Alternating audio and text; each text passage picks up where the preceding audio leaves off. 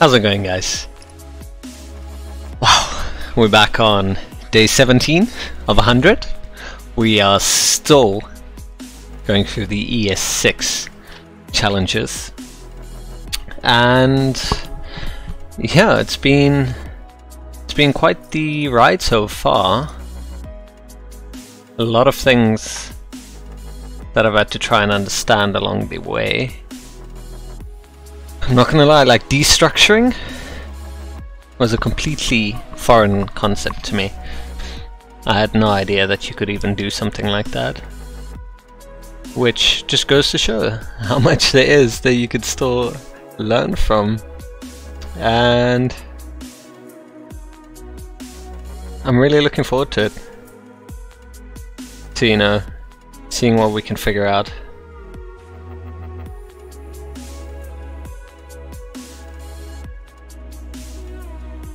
And there's still, yeah, I'm just trying to see now, part of the ES6 challenge.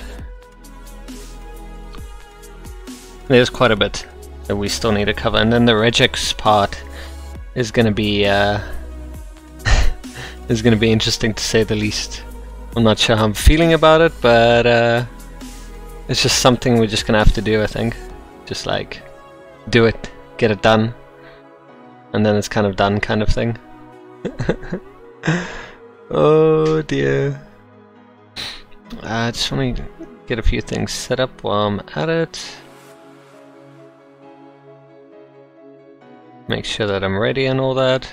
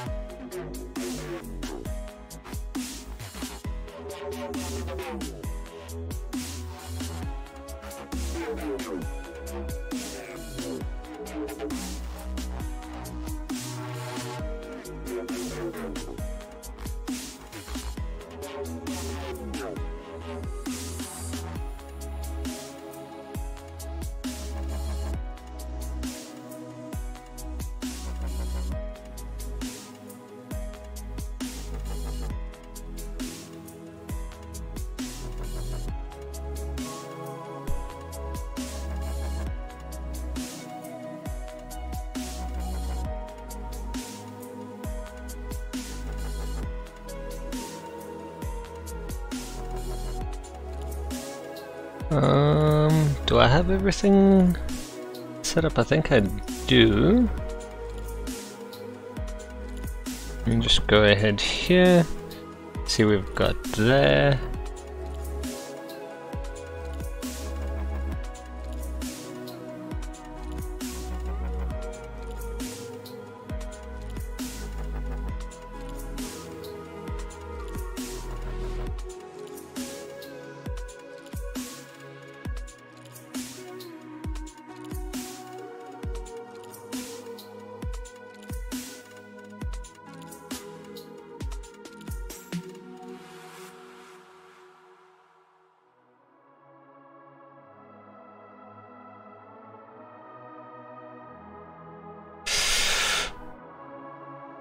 Okay,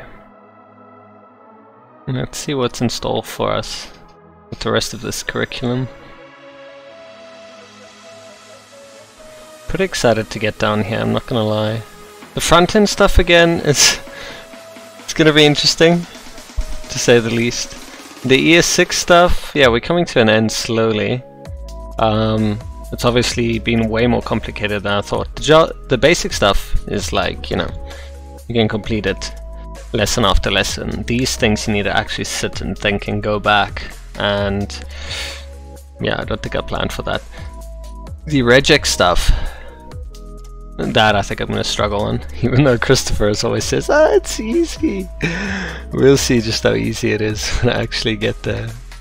But I have a feeling that it's, yeah, I'm going to struggle. I'm just straight up going to be like honest.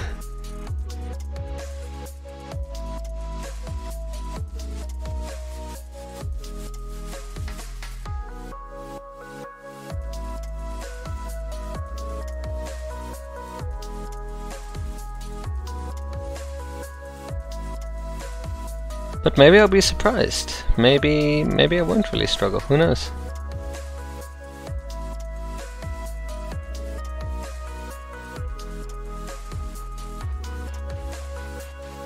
Might be pleasantly surprised. Might be undercrediting myself here.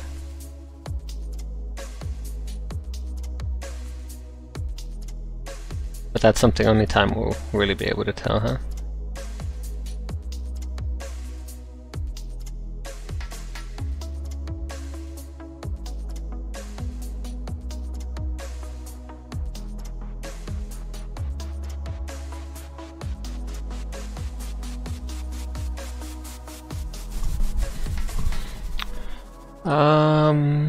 Yeah, and then after that, so object literals, I just want to check that while we're on this.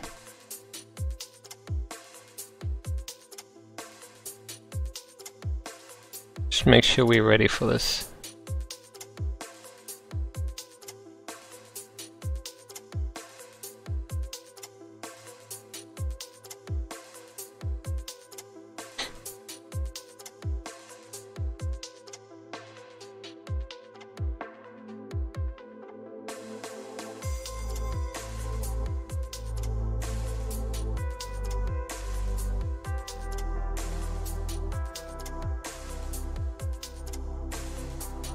Sweet. We've got the syntax, we've got the description over here of how it all works and why it all works the way it does.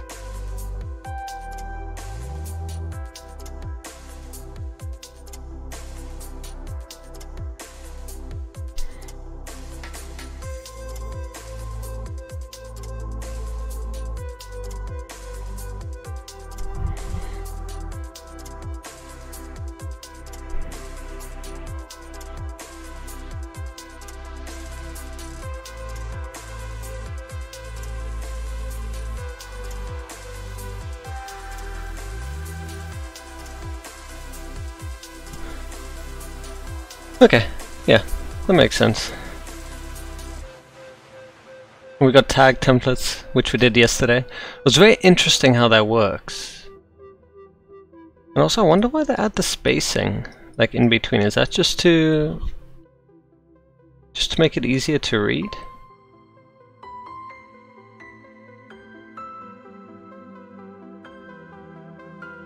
So in ES5,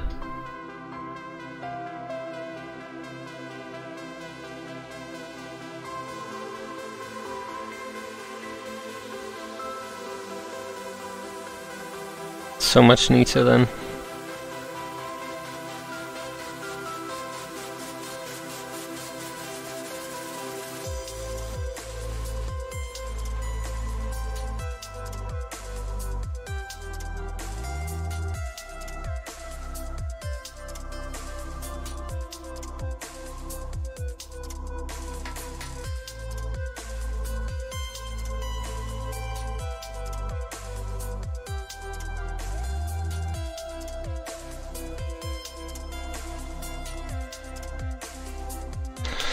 Okay, I think I've got everything that I need right now.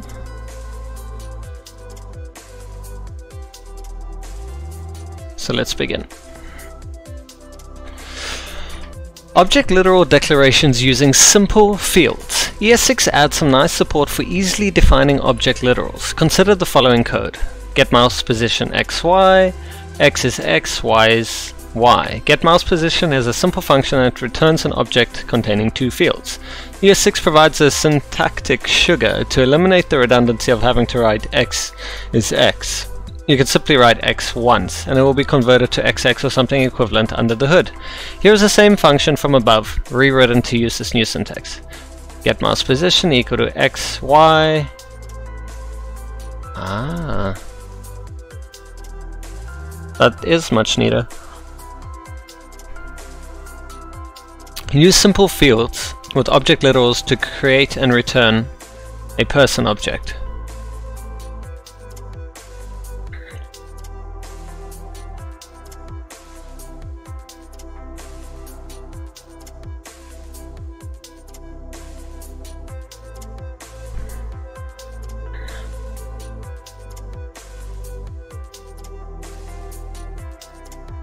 So we want to return name, age, and gender. Right?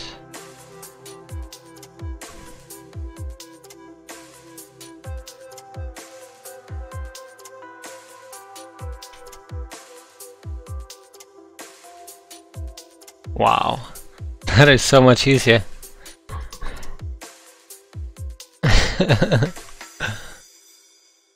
Name, age, gender. Create person, you create them there, and then you can just return the name, age, gender back. That's amazing. Nice and easy, pretty simple.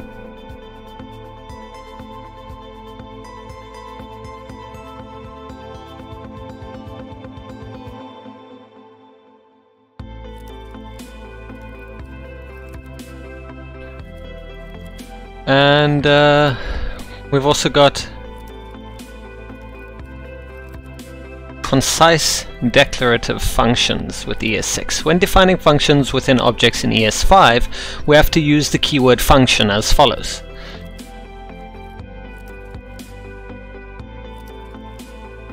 So basically methods, right? With ES6 you can remove the function keyword and colon altogether when defining functions in objects. Here's an example of this. Wow. I'm just worried like I'm gonna remember these things of ES6 and I want to use it and then I can't use it in like older versions. I guess that's why you use something like Babel.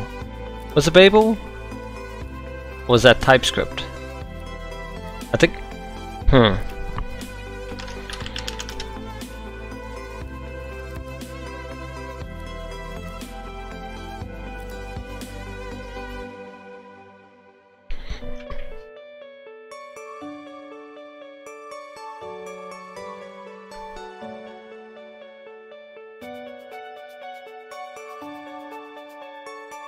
Okay, so you can use the latest ES version and or basically compile it into a compatible old school version of JavaScript back before you could do the cool stuff. Official Koof, how's it going? Good to see you back. I'm checking out Babel. I'm confused there when they used var. Why didn't they just use let? How's that like next gen? There's let, but the previous example was var. Weird. This is so cool. Why is it still var? Why not use... Oh, okay, yeah, because I specified var, but if I had to use like let, it will become var. And what if I did a function, short form function, arrow function?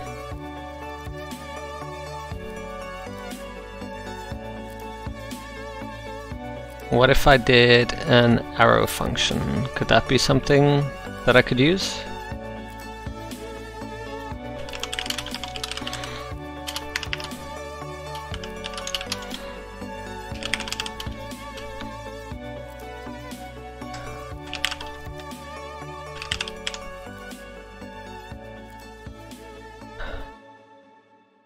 Why is that not an arrow function?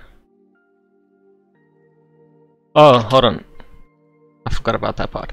So const my function equal to, we're going to add the parameter, so it's a quick arrow function and it will return whatever you pass into it. So in old school JavaScript, var my function equal to function, my function parameter. This is so cool. Wow. Official Koof doing good, home from work, and you? Yeah, I'm doing good. Started a little bit late. I was doing a lot of reading. Yesterday just blew my mind and turned it to mush, and I had a lot of things on my mind, so I just want to like clear that up. But otherwise I'm doing okay. Feeling a little bit drained, but hopefully the water that I have now and the mental stimulation will kick in. What kind of work do you do? And that must be awesome that you're back home, able to relax.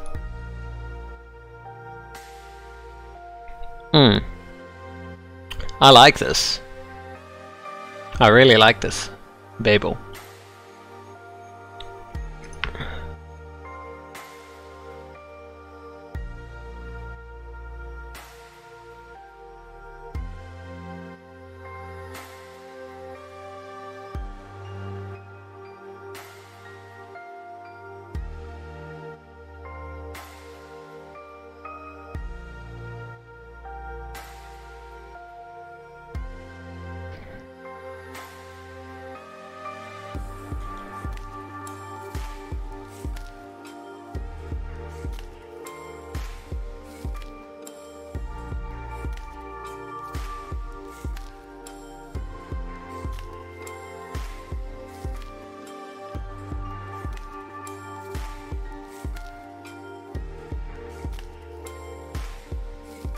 What's the caveat of using it?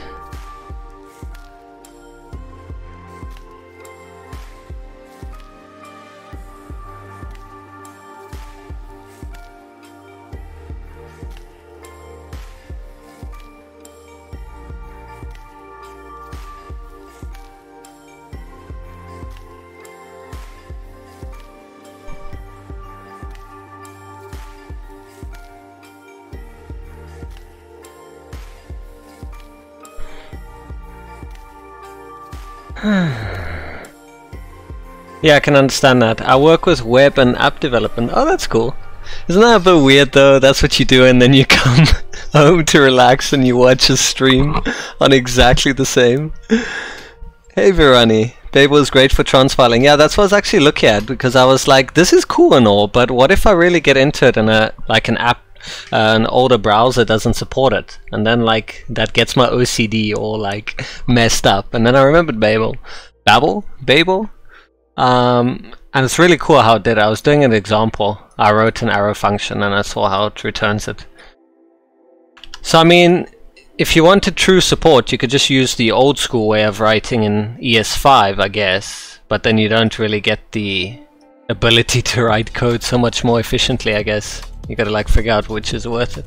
Hey, even Christopherus is here. Do you guys get the notification like a bit delayed, or do you guys just see it later? Because it's always weird, like I go live and then like 20 minutes later you guys all just rock up at the same time. So that's me thinking like, did the notifications got late, or how does that work?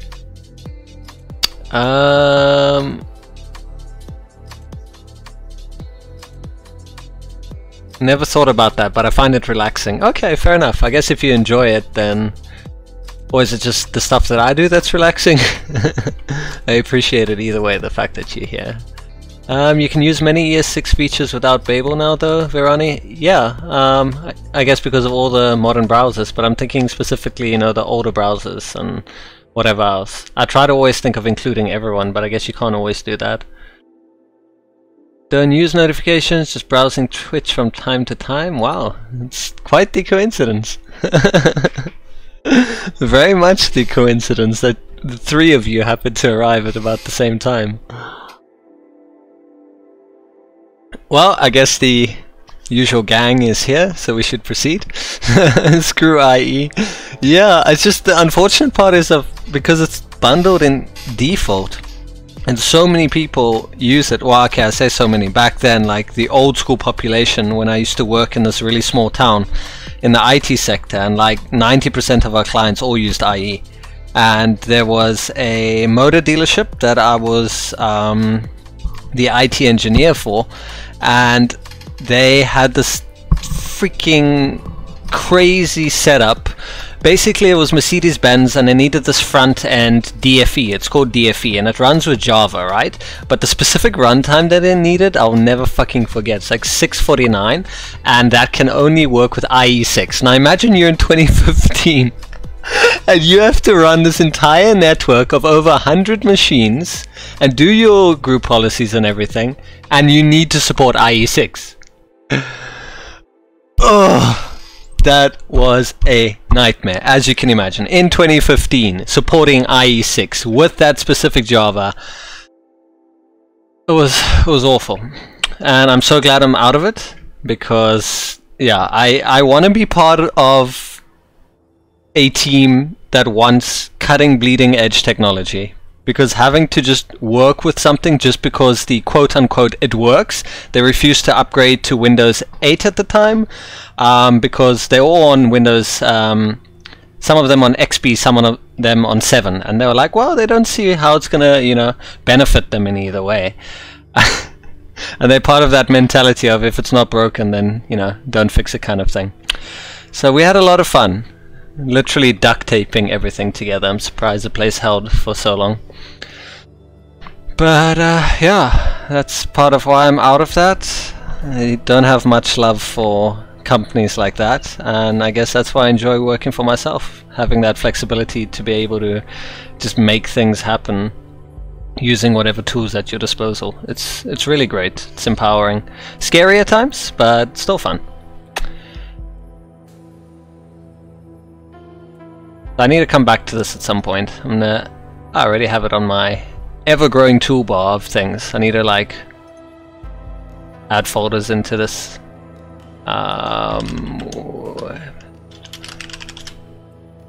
Just check all of these that aren't related.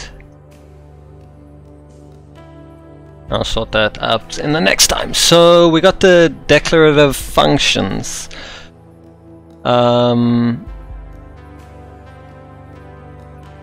Alright, this is the one where you don't have to use the function. So they call it functions inside of an object, but is it wrong to use the term method? Because from what I remember, isn't a method a function that is inside an object? Or am I just remembering incorrectly? Because I would like to use the correct terminology.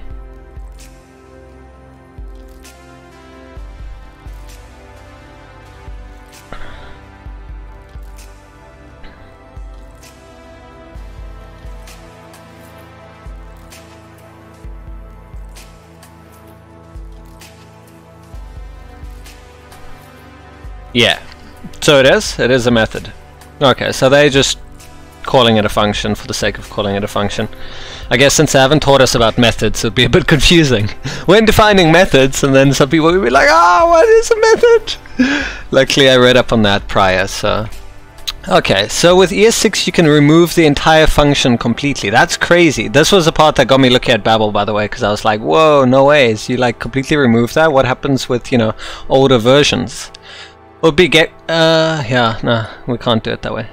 But anyway, so the function gets removed completely. All you're left with, it's kind of like arrow functions, where you remove the function and you just leave the argument section in, or in this case the parameters, because inside. So that's literally all you remove, is the colon and function. Okay, so refactor the function setGear inside the object bicycle to use the shorthand syntax described above. Right, so you literally just want us to do this.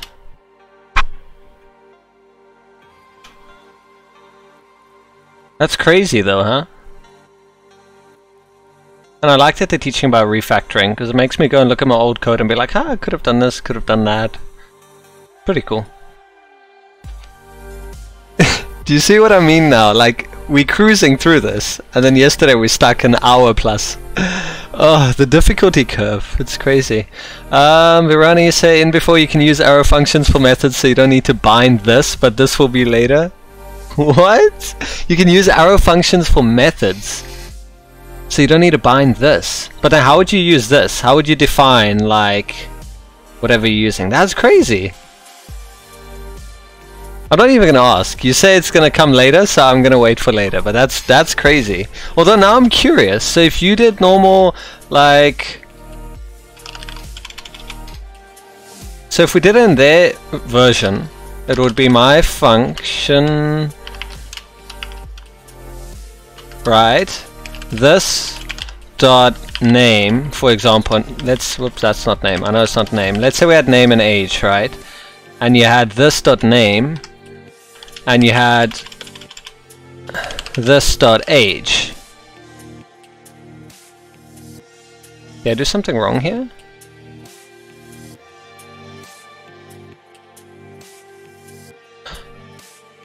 Oh, hold on. Probably need to set it like this. There we go. I keep forgetting that because I'm so confused with the two equal signs, even though that should be an arrow, not seen as equal signs, but I still see it as two equal signs. I'm not sure if it works in Vanilla.js, but it definitely works in React. Oh, thanks. Getting me excited for something that might not even be a thing. Ah, great. It has to be in an object.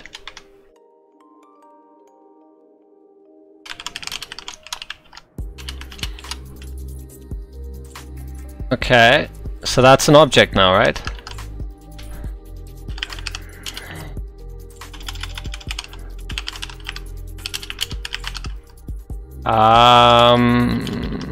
This dot age equal to age. You're gonna pass name and age in. like that. What am I missing? What's wrong? Where's carrot? Oh. I keep because I'm trying to do it as a freaking... What am I doing? Hold on. Have I forgotten how to make functions now with all these things that they've taught me? Hold on. That's a function. Why am I making a function?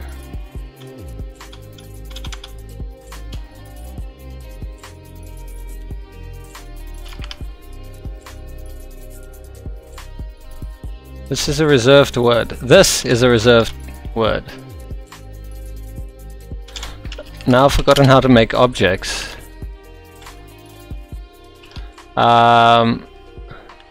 Name. Name is name. And age. Let's say 34. That's good enough. I can't type. Oh, is that the short form of an object now? That you're posting in chat?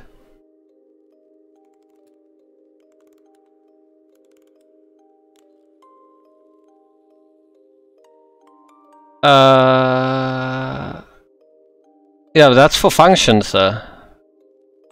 Let me create the object first, before all of this gets crazy.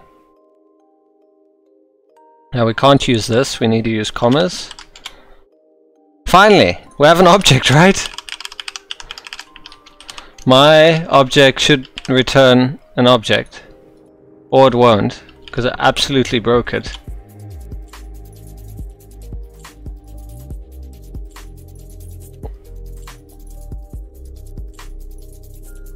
Yeah, that's a method, Verani.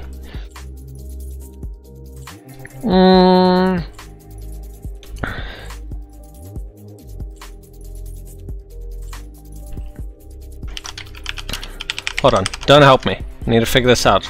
Because now that they've taught me all these different things, it's confused the hell out of me. Because now I'm trying to do functions and arrow functions.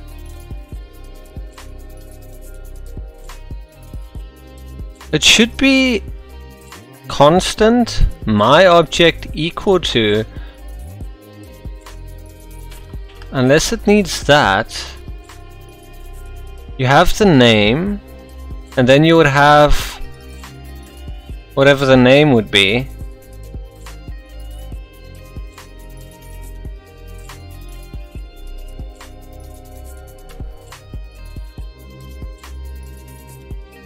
This should theoretically be right?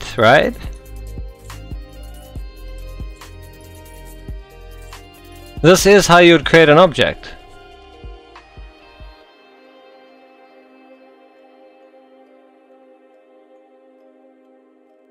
So,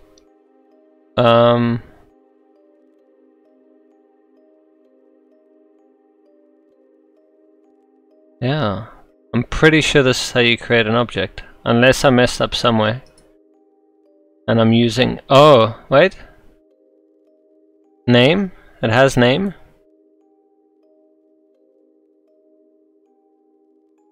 Where are they getting name from? I think it's their thing that's causing an issue.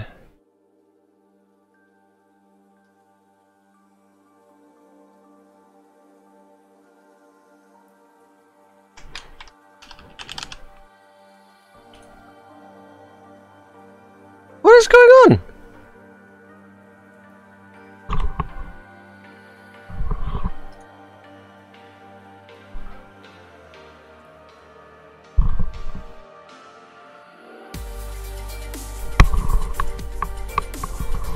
Okay, now it's just completely lost me. I'm pretty sure this should be fine.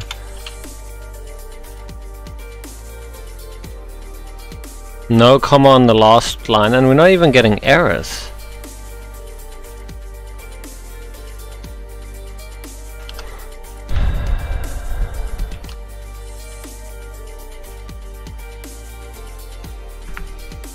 You know it's bad when you have to now go to CodePen.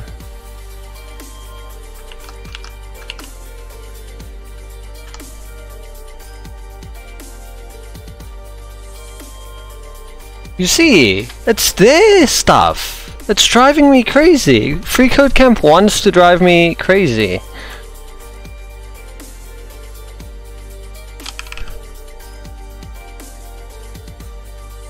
See, it's fine. It's working. God damn it, Free Code Camp. Why is there no console here? Anyway, so now that we've got our object, we can use a arrow function.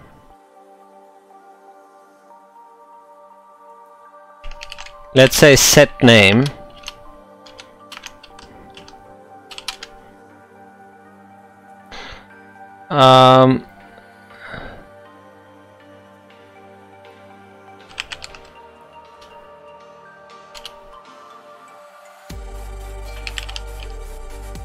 Would I do something like this? Would I do param? Am I getting syntax error still? Missing before function body. Okay, it was working fine now. It's not like this. No?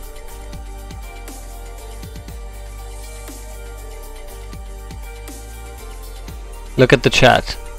Yeah, my chat's a little bit messed up, but I'm gonna try. Const your function. So I need to do a const function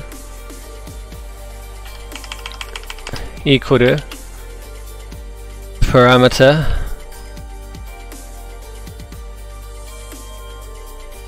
like that, right?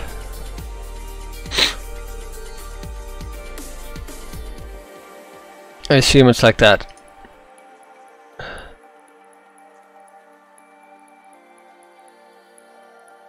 Oh, I'm missing a...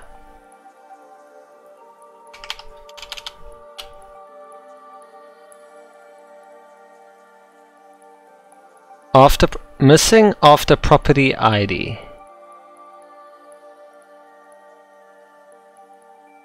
Oh, without the const. Okay. There we go. What's a P for? Oh, did you accidentally add the P in? Now let's see if this works. We call my object dot set name. We're gonna change our names up.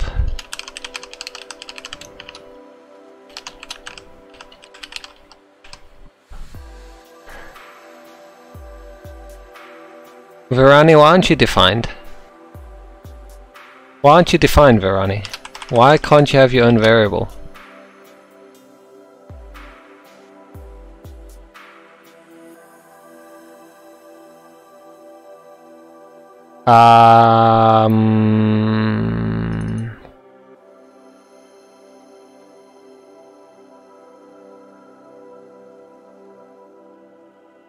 This. Yeah, I know, like, I know you'd normally have to go this.name, but Virani said we don't need this.name. Not that it's working.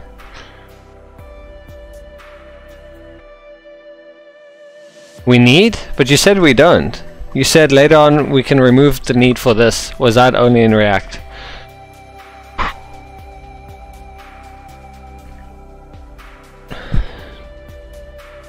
Oh, I just realized why I need the colon. Because property. Set name is a method. We pass in parameter. This.name equal to parameter. We remove the need for binding this. How do you bind this? What do you mean? I just assume this is how you bind. This.name equal to... How do you bind? I don't think I've ever bound anything then. Also, why isn't it working? Console.log, my object name, we get coof, that's fine. Then we set the name.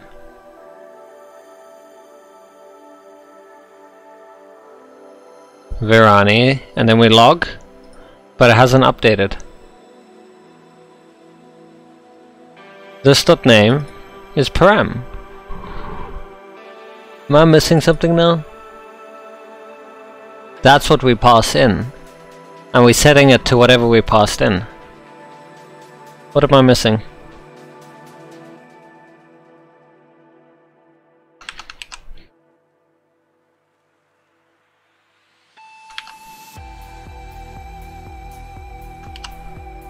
Getting all the coof in here. Huh.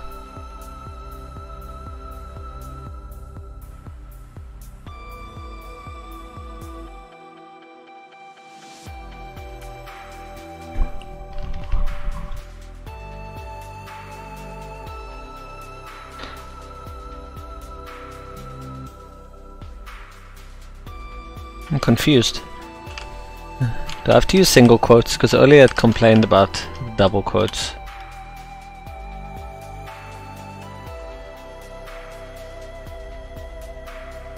Nope. This .name isn't working. Yeah, I can see it's not working. Since this is a global object here,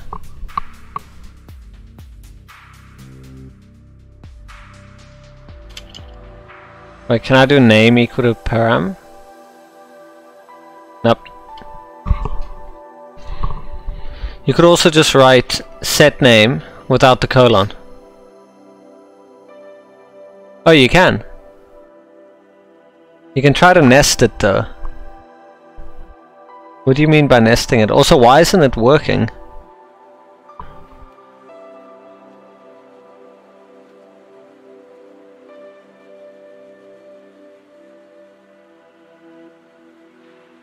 Well, let's find out. Take away the colon. No, now it's missing a before function body.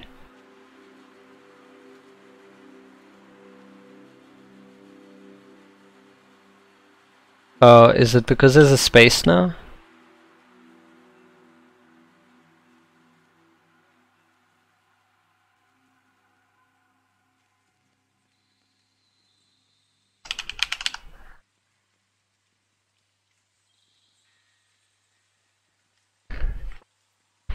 Yeah, it's inside a function. Sorry if you didn't see that this is inside a function. I'll make it a little bit bigger for you. There you go.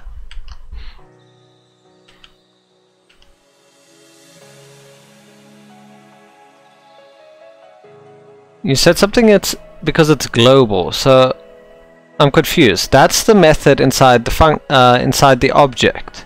So we call my object dot set name, which is the method, and we give it a string as the parameter. It should get to set name, takes the parameter and changes name to parameter. No, I've done this before. I'm just confused why it's not working now. Do I have to go like my object dot name? Oh my god, that actually works. What the f so this doesn't work, but my object does, because you said it's global or something.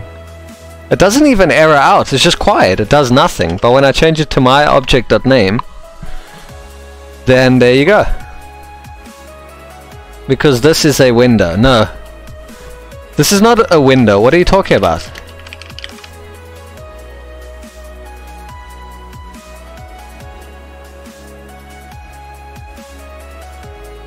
This is not a window. This is not a window. You're mistaken. You know what this is?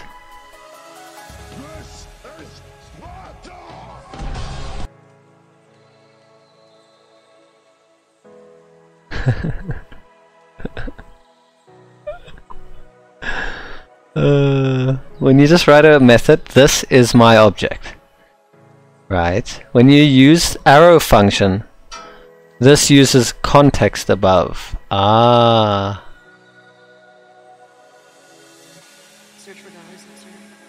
So what you're saying is it's because it's an arrow function.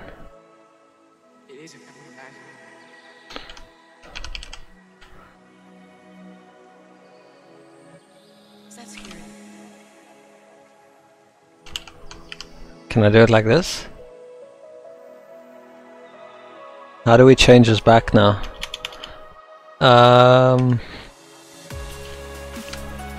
Oopsie.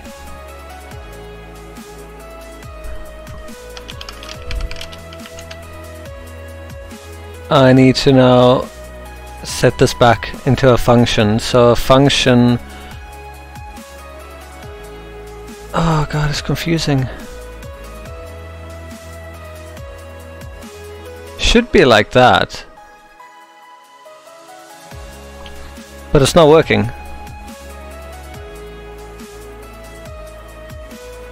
Why isn't that working?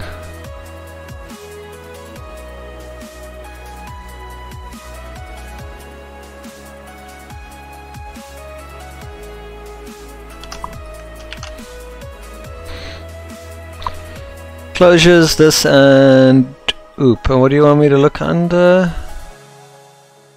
Keyword this. What is this? A reserved keyword in JavaScript, we can't set it as variable. I know how it works. Okay, the global context.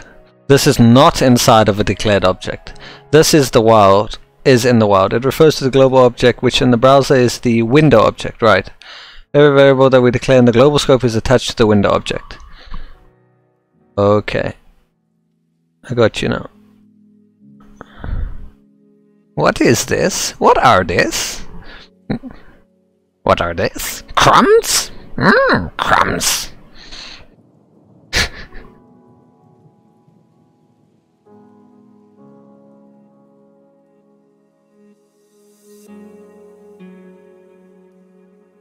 Will always be the closest parent object.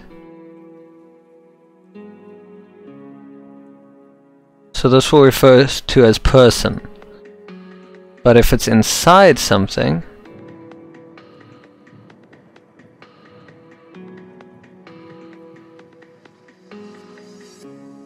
nested objects.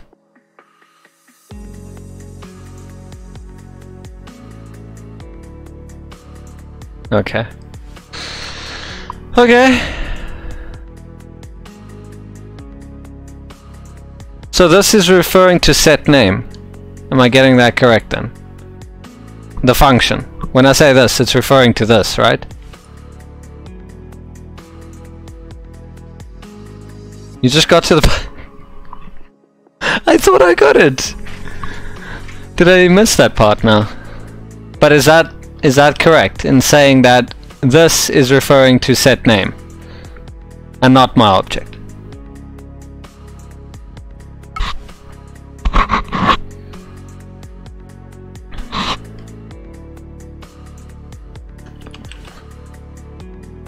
But Christopher knows that I love skipping the explanations. It makes it better for me. I love to struggle. Are you talking about this or are you talking about this? But I'm assuming... I was reading this, by the way. Yeah, I was reading this. I just didn't get to this. This dot first name I get, because this is person. Determine context is a function. Return this.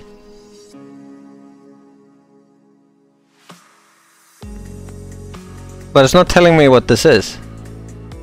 Oh wait, hold on. Determine context. This equal to person, true. Okay, but by that logic, it should return...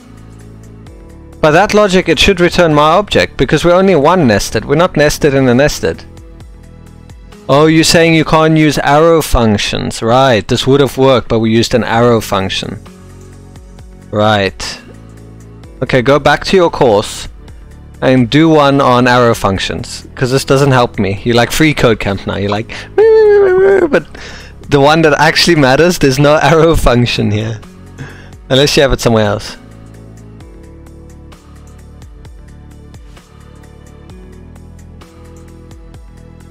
But I get what you mean. Not gonna read up on the bind, that will come later. And I forgot about this, I need to come back to this. This is very important. I'm gonna leave it open. Right.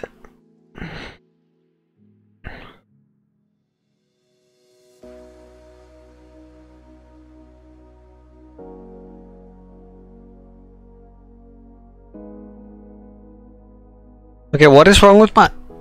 Wait, I fixed it. All this time. I'm gonna ask what is wrong with it, but it's working.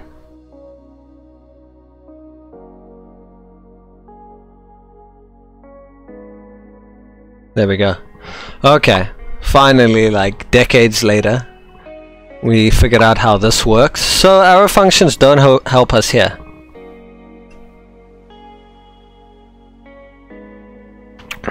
Koof just became Virani. This is crazy. You guys just did like a fusion. I love it. Okay, so when you say classes, classes are new in ES6, right? I haven't learned about classes yet. In fact, are they even going to teach us about classes?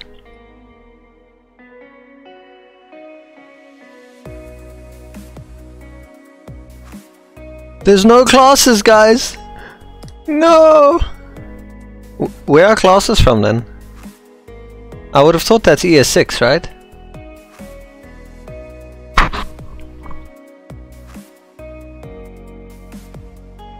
Are classes not ES6?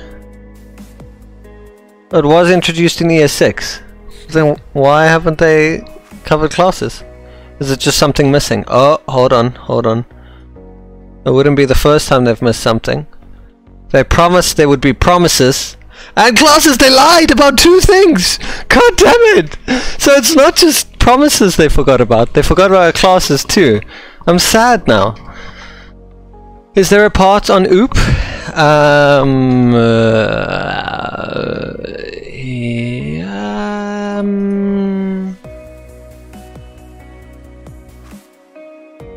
Yes, there is.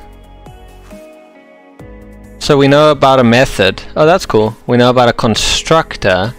We know about prototypes.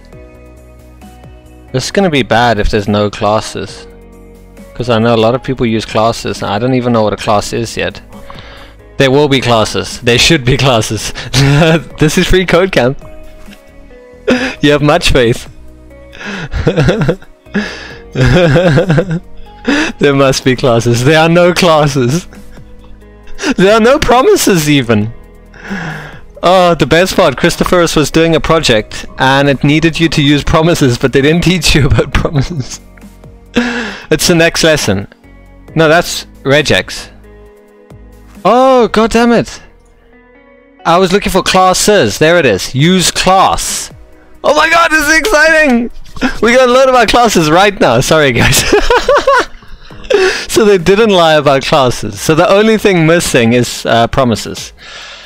But I'm sure I can rely on you guys to keep a promise. Haha. Okay, I'm excited again. So we can close this. That was utterly... yeah.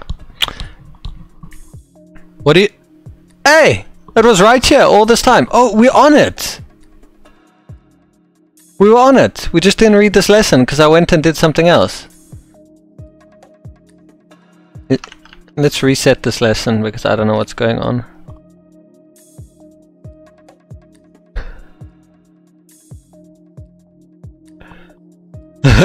A real...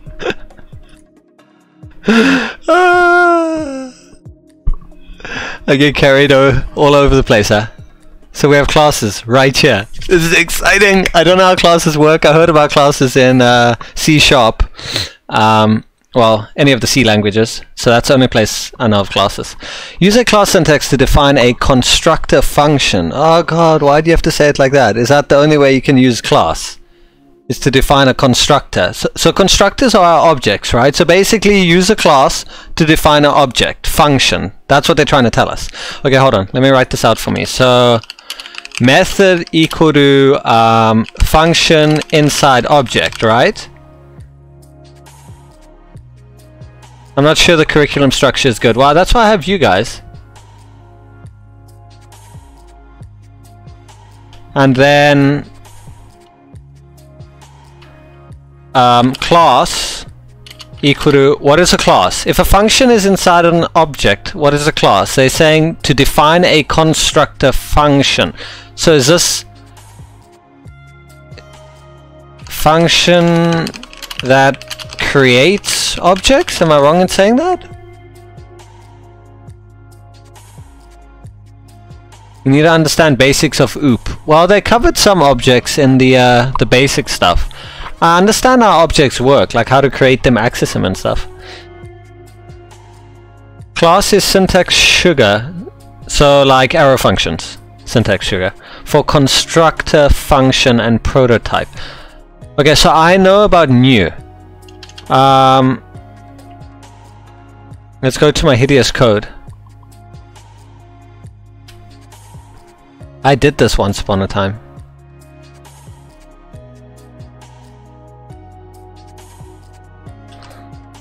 So this is our, we call this the constructor, right?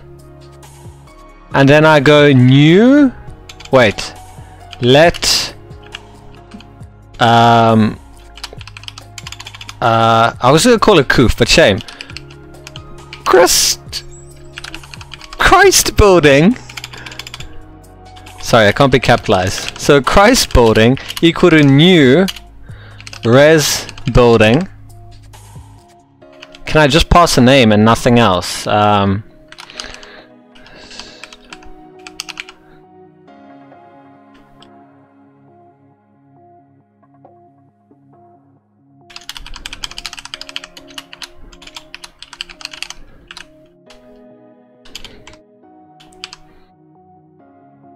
Oh god. Their console is broken again. Away to CodePen! I want to see if I get this.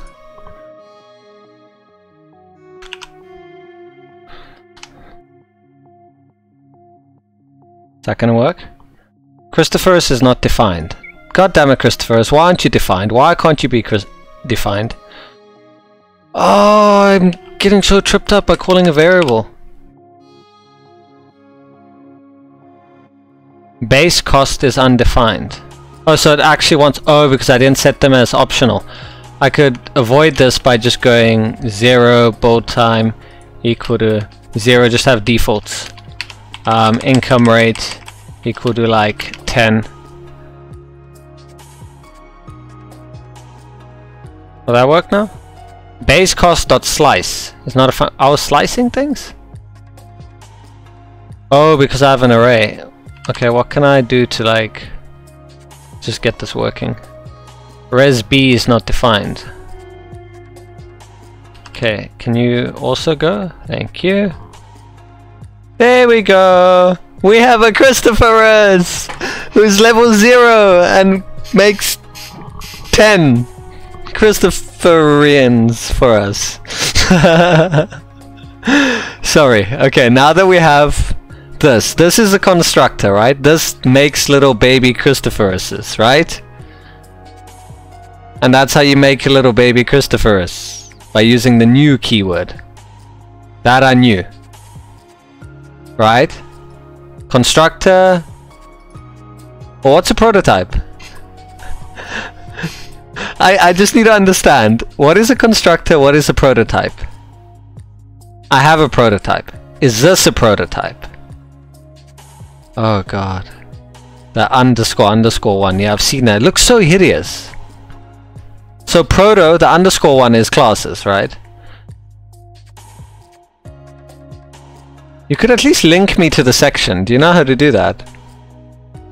You mouse over a heading and it gives you a link. OOP in JS. This is OOP with JS. OOP in JS. OOP in, there we go. Blueprints. So now they're called blueprints. I've never heard of blueprints before. Even more names, great.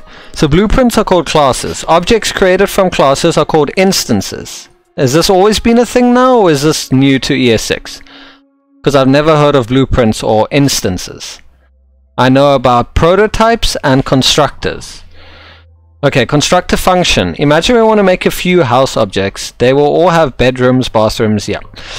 Instead of making an infinite number of different objects, we can create a function to construct these similar house objects.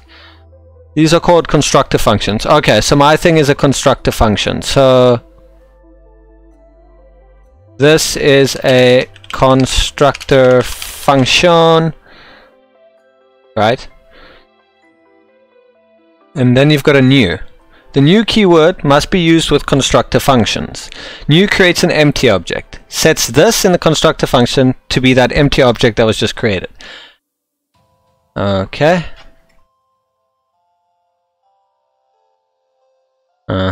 Multiple constructors. Let's create two constructor functions, one for car and one for motorcycle. Okay, so they are called constructors. But then where's blueprints? That's what I get confused. If this is a constructor, what's a blueprint? Cool, see you in a bit, Christophers. Don't tell me about blueprints and then not explain what a blueprint is. Dicks. There's literally nothing on blueprints.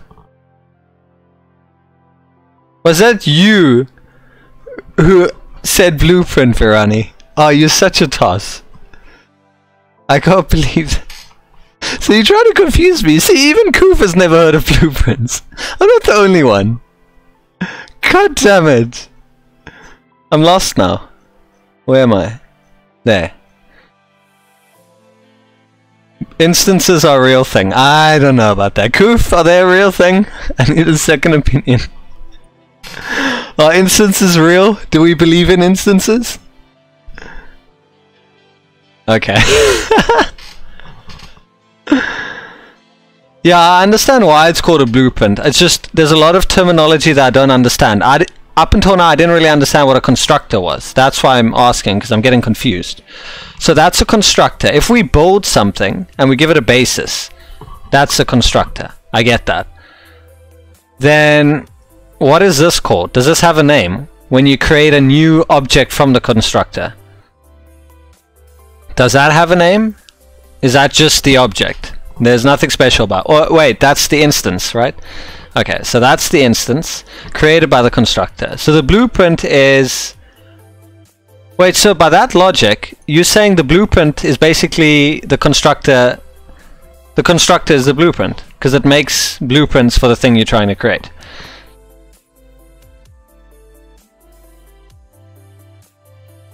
Okay, but we still don't understand classes. Fuck the blueprints.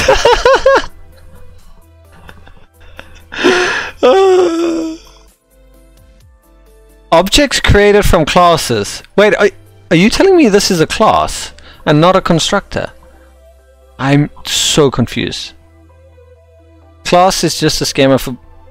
I almost read that as a scheme. It's a scheme. It's a money-making scheme for building an object. Class...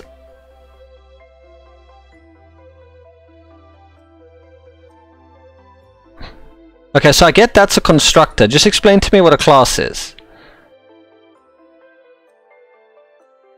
That's a constructor. Do you have an example of a class here? Or is that a class too? Is the constructor a class? Yeah, I mean, you're saying class here.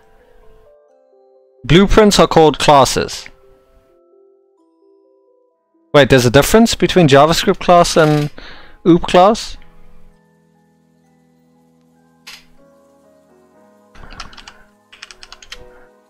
Oh god. Way to confuse me.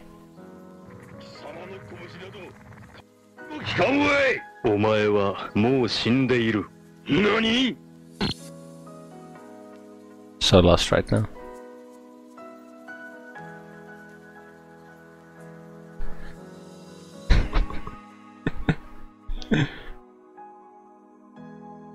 Okay, but ES6, what are we referring to here? They're saying use class syntax to define a constructor. So in ES6 there's a class, right? JS does not have built-in support of classes unlike many other languages. Python, we can mimic the behavior class by using what JS has. Functions, objects, and this. Okay, but this, specifically this lesson that I'm doing now on ES6. Class syntax. It's something they just created to mimic it, right?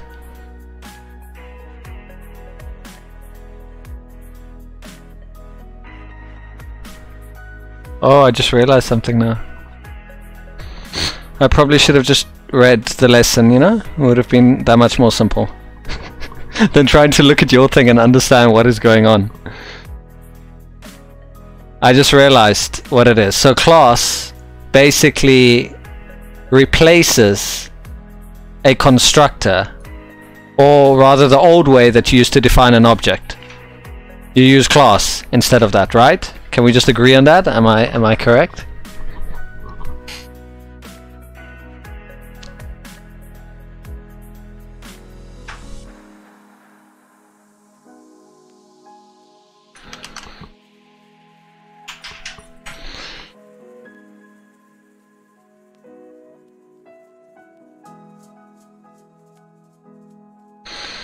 Does not hoist.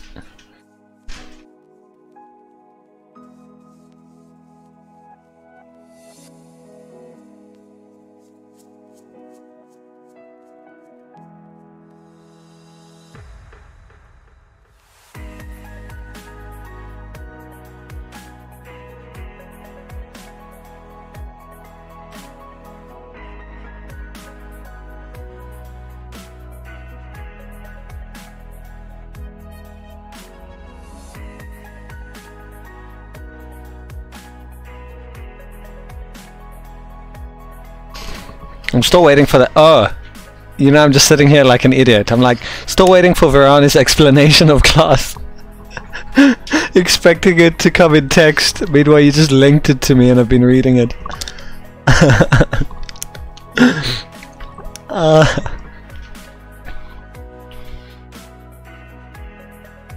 Classes are cool.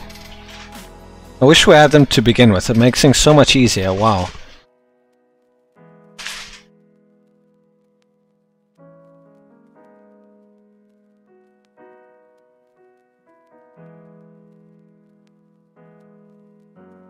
Cool. See you in a bit, Goof.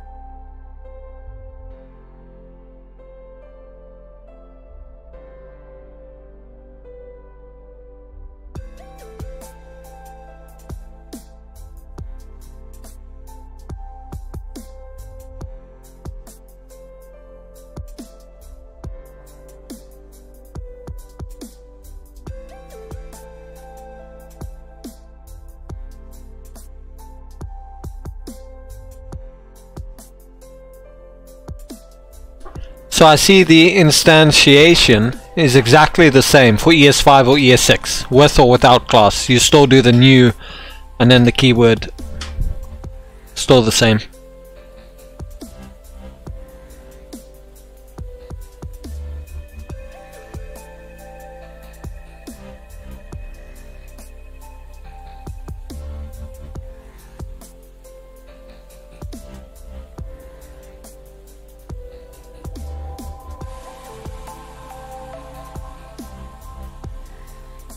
Yeah, I don't see how it's any different when you say it makes it easier.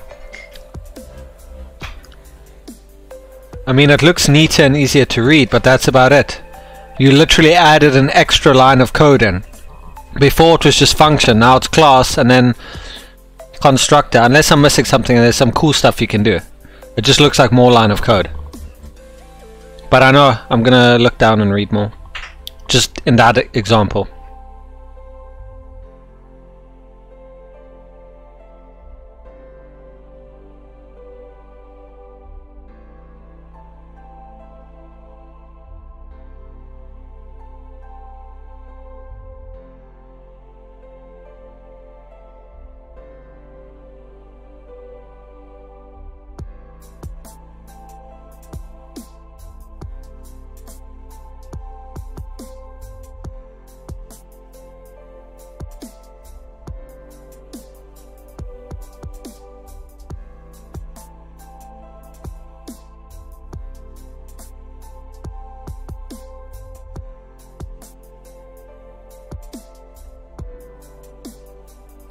Oh, no way. So you can literally just say hello, call it as a function. You don't even have to define it as a function. You don't have to do .prototype. Oh, that is so cool. Okay, it's getting better. It's getting better.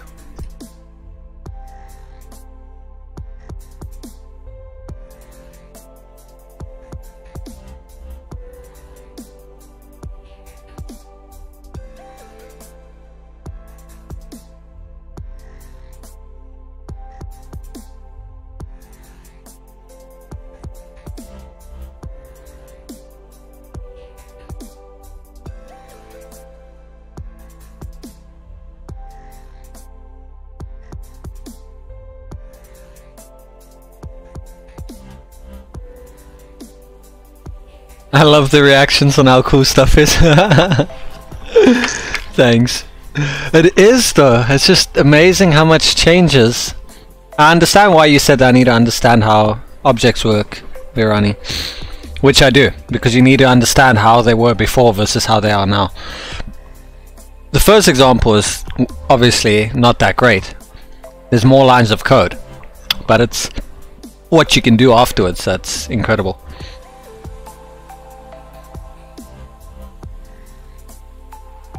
Sorry, I was having me some nugs. God, I love chicken nuggets. Who doesn't love chicken nuggets? I'm all good. Had my snack. I'm powered up. I'm ready to go. Use class syntax to define a constructor function. ES6 provides a new syntax to help create objects using the keyword class. This is to be noted that the class syntax is just a syntax and not a fully fledged class-based implementation of object-oriented paradigm, unlike in languages like Java or Python or Ruby, etc. In ES5, we usually define a constructor function and use the new keyword to instantiate an object. The class syntax simply replaces the constructor function creation. Okay, which we've already covered. So we've got class, open the object, constructor with inside that, take a parameter, and then set that parameter to that, to your variable, this, on that object. So Zeus, new space shuttle, Jupiter, so the target planet will be Jupiter. Lol, I actually have chicken nuggets in the oven right now. For the win! Absolutely. But now I must ask, sauces? I love the... I don't know if you have it at your McDonald's, but we have the jalapeno sauce. So it's like, if you haven't had it, a spicy mayo. It's so good. Like, I just stock up on those. So many. You have the garlic? It's good. If you didn't have the jalapeno, then I would go for garlic. Second good choice. Or like the old one that had the sweet and sour one was also really nice. Mayonnaise? I don't even know about that. Is it made with actual bears? Where are you from, by the way, Koof? Okay. Notice that the class keyword declares a new function and a constructor was added, which would be invoked when new is called to create an object. Use class keyword and write a proper constructor to create the vegetable class. I like how they say proper. It's like, yeah, ES5 was good, but now we can do it properly. The vegetable lets you create a vegetable object with a property name to be passed to constructor.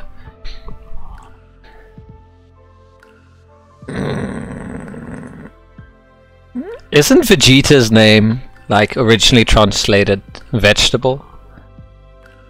Sorry, it's a bit random. Let's make a class.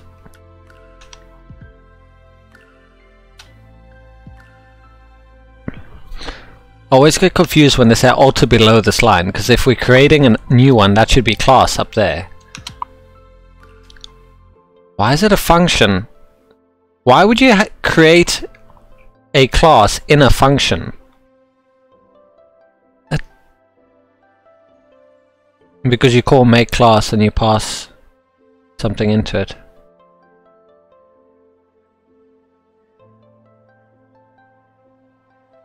So vegetable is make class. That's... Would you guys do it this way? I would just call the class directly. It sets vegetable to the class. This is essentially going to be the class. Why would you do it that way? Anyway, class. What do I name it?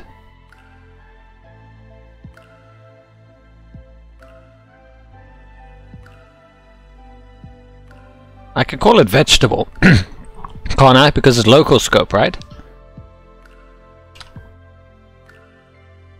I'm just going to say make... Wait, I want you to return vegetable.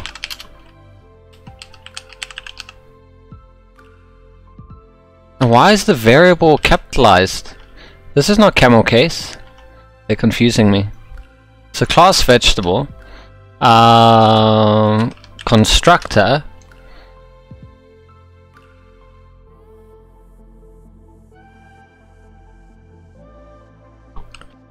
Wait, this is confusing. I know how to do it that way, but what's going on here?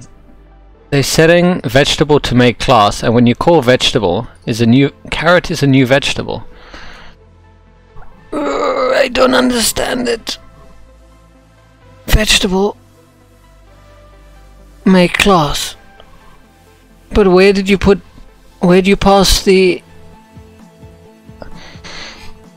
Where do you pass the parameter?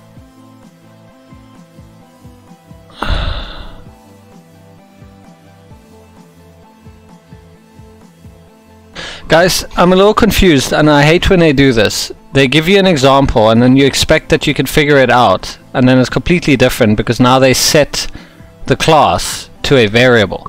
Normally, you will pass it as a parameter. That's the way I'm used to. That's the only way I know. And I haven't done it this way, and I'm stuck.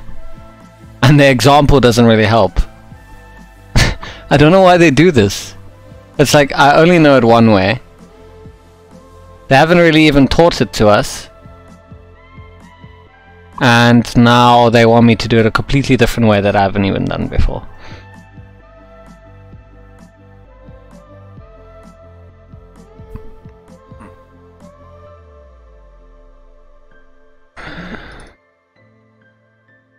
But you're calling make class without a parameter, so how am I supposed to make a new object?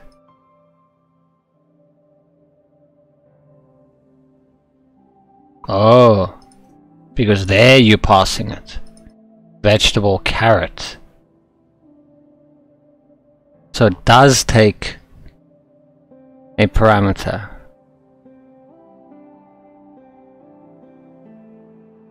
Vegetable.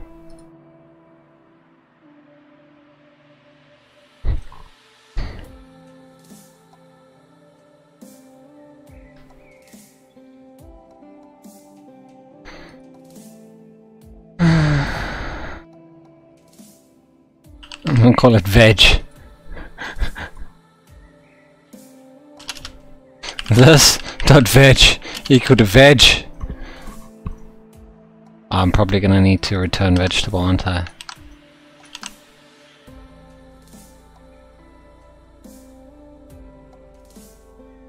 Wait. If this works now, I'm gonna be very upset. Good. It doesn't work. Console.log carrot.name. Okay, but what does it return right now?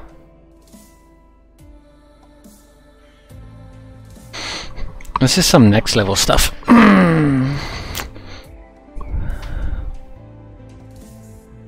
Okay, my chat decided to just mess up, so from now on I'm gonna have another copy of the chat open.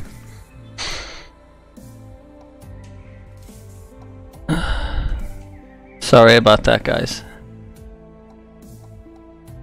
I'm gonna pop this chat out.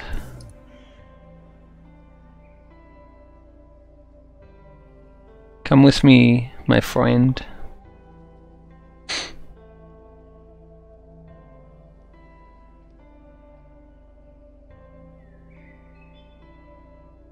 Because it's not the first time this has happened, and I'm sitting there waiting. And and nothing happens. Cool. That's better. So back to the Béarnaise sauce. Is good. Sweden. Nice. That's awesome. I love that. My best friend has decided, since, you know, she gets frustrated at work and she doesn't want people to know she's actually swearing, she just goes, fun! It's great, huh? And then people think she's having great fun.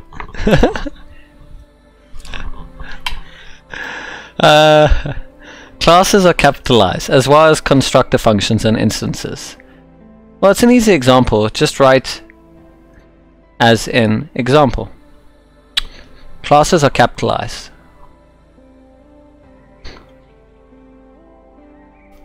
Oh, okay. You mean the uppercase. So, title case. Right. Okay, so, write as in the example. We got class, shuttle. So, class, vegetable. Constructor, we've got. But what do you put in there? That's where I'm confused. Because they're not passing a parameter. Look, this is the way that I'm used to it, right? You make your object. Well, it's actually literally like that. You pass in a parameter, and this expects a parameter. Do you see? The function expects a parameter. The problem is their function main class doesn't expect a parameter, and the vegetable constructor doesn't expect a parameter. Well, an argument. But here, an argument is being passed.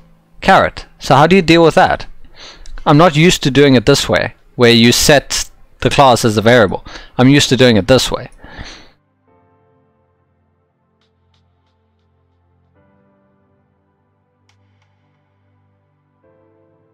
It's like a function in a function. If you swapped class and constructor, it would be function make class, and there would literally be a function inside there.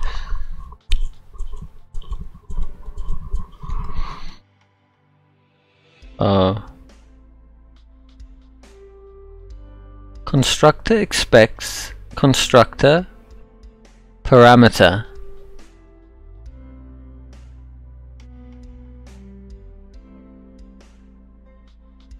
Thank you for agreeing it's a weird way of doing this. They always do this. They're like, I hate the ES6 section. I'm just gonna say everything else was fine.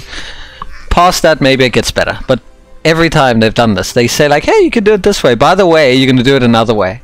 I know we showed you that, but we're gonna do it another way. You've never done it this way before. I mean, you came from the basics section. You don't know this shit, but you're gonna do it this way. Deal with it.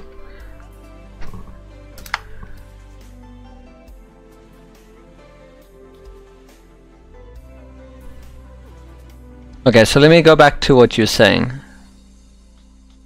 Constructor expects parameter. Yeah, it does. So what the hell do I pass in here? I know it needs something. What do I put in there? Do I put make class in there? Because you're calling make class. It's calling new vegetable caret. So what is the freaking thing it needs? The only thing that I have is make class. It's the only thing I can think of that I can put in there. You put vegetable in there. What? Wait, you can put the class in the constructor. What the f— How? How does that work? How? This is how I'm used to building my constructor. It takes a name. The only requirement here is name, because I put everything to optional. So then you call your variable and you say new res building, give it a name. In my example, oh, because this would be the class. The class has name, but now name becomes the class. You pass itself in. Please have a closer look at the example. Okay. Space shuttle is equal to a function, target planet. They assign it to a variable here. The only difference is I don't assign it to a variable. I just say res building. So I could do it the other way around. Res building equal to No, it's not. It's a target. This is a little bit different. I haven't done it actually like this before. So space shuttle is a function that takes an argument of target planet. And then the target planet is set to target planet. I get that. So then Zeus is a new space shuttle whose target planet is going to be Jupiter. So when you go Zeus dot target planet, you get Jupiter. I get that. Cool. Now the class way. Class space shuttle. So that replaces the variable. So class space shuttle, constructor is the target planet. Oh, so if space shuttle is the variable, target planet is the constructor. But space shuttle has a function that has an argument or a parameter, target planet. You pass that on to constructor. So this dot target planet, I get that, but their example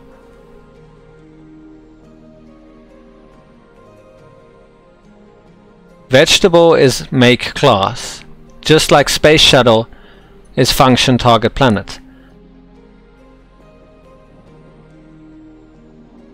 I don't get it.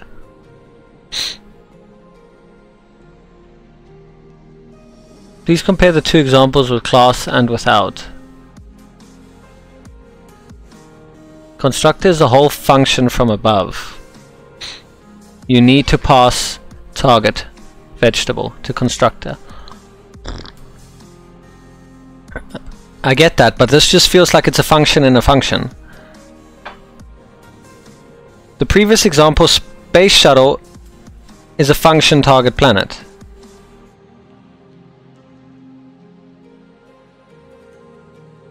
Oh. Okay, here's the only difference. It's because they go deep. If this make class, let's say for example I had target planet, I would understand what I need to pass. Problem is it's empty. Their one is not empty. You do see that, right? So they set vegetable to make class, but then you call carrot to call that previous one. They went 2 steps, where this one only goes 1 step, if that makes sense.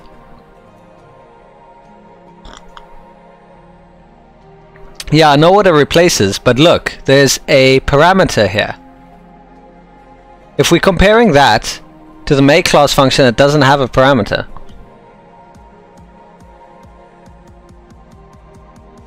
yeah, I know it's not the same. I told you classes are more than a constructor function. Okay, so instead of arguing with the logic, let me rather try and understand why it's like this. So I should probably ignore make class, right? Because that's what's tripping me up.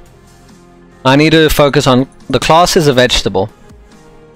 So what's going on here? We set a variable called vegetable to be this entire function. So every time you call vegetable, you're going to call this entire function. Let's get the basics right. So that's correct, right? Every time you call vegetable, you're going to be calling this entire function, correct?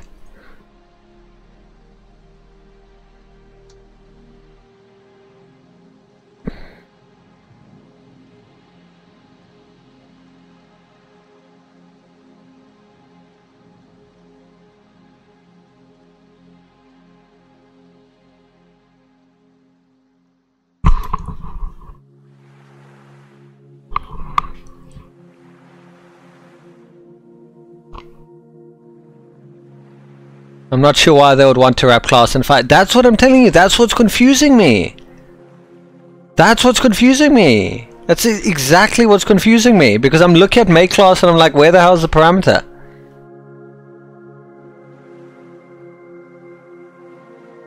But anyway, can we agree now that the vegetable variable, every time you would call it, you will call this entire function, correct?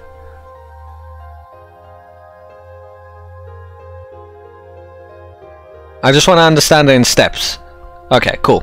Now that we know that, the next hierarchy is carrot. You're calling a new vegetable, but what you're actually saying here is a new make class, or rather get into that class. So we're going new vegetable, carrot. Now where is it passing this parameter in? Where is this argument going into? Let's say I didn't put vegetable there because you told me to do it. I still don't understand. I'm passing an argument, but where?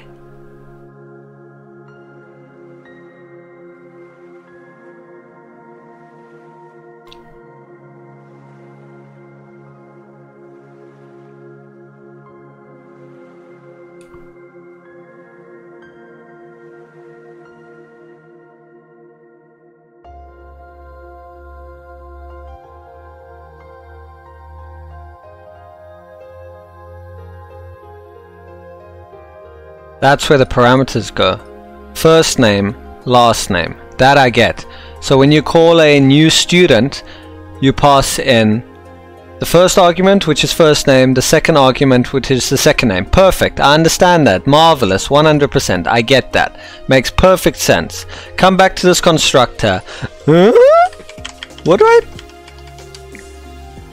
Why would I put vegetable in there? Why would I name it the same as my class? It could be anything. This can be parameter 1 for all we care. Then I can go parameter 1, this dot parameter 1 equal to parameter 1, correct?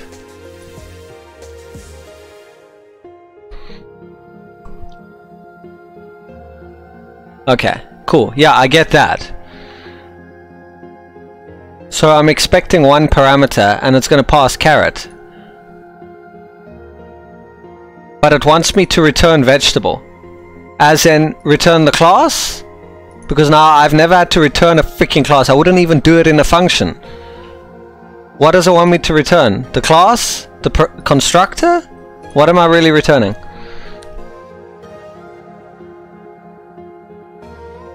It returns a class from a function. So I need to return the class being vegetable. Wait, so technically this should work. No, it doesn't work. The name of the class is make class.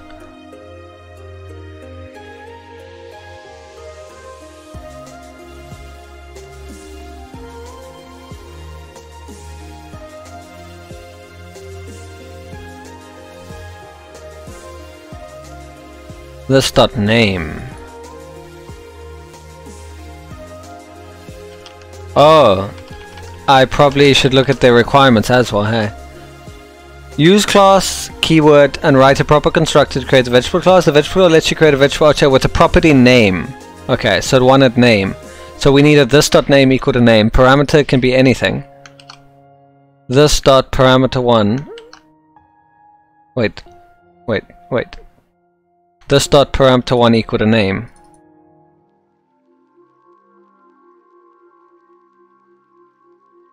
Think that's it? No? Parameter should be name as well. Or you should pass name as parameter 1 to constructor.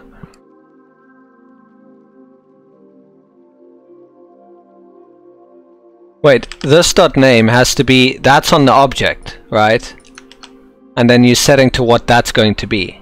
Yeah, I confused the placement now. So I didn't have to pass vegetable in then, but you said pass vegetable. What would have happened if I passed vegetable? The exact same thing. How? How does that work? The class is vegetable. Did I just pass itself into it? Or has that got nothing to do with it? I just want to understand. Because I thought you can't have the same names for things. These aren't really variables, are they? How can I have vegetable as a class and vegetable as a constructor? Well, pass vegetable. Oh, because I didn't name constructor, I'm passing vegetable. Because vegetable in the constructor is just a... Yeah, that's what I realized as I said it. But it makes your code very hard to read. Yep, I agree. So the class doesn't... Oh. But I kind of have to have the class be vegetable because they want me to return vegetable. So if that is vegetable, then... Type, I guess? Oh, we can't call it type because it's reserved. Can we do vegetable type instead? It's a bit longer, but at least we know what we're passing on. Create a vegetable and then take the vegetable type. That's a bit easier to read, huh?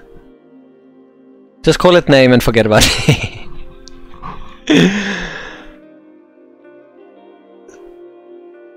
Wow. Like, I mean, wow.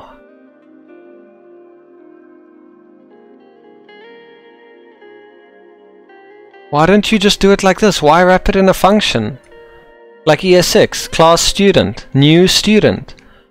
What was the whole point of putting it in a function? Can someone explain it to me? Christopher seems to understand. He seems to be a firm supporter of Free Code Camp and their best practices. Because this confused me. If it wasn't in a function, I promise you I would get it. Because nowhere here is their function. Class is not wrapped in a function. It's like they do this purposefully.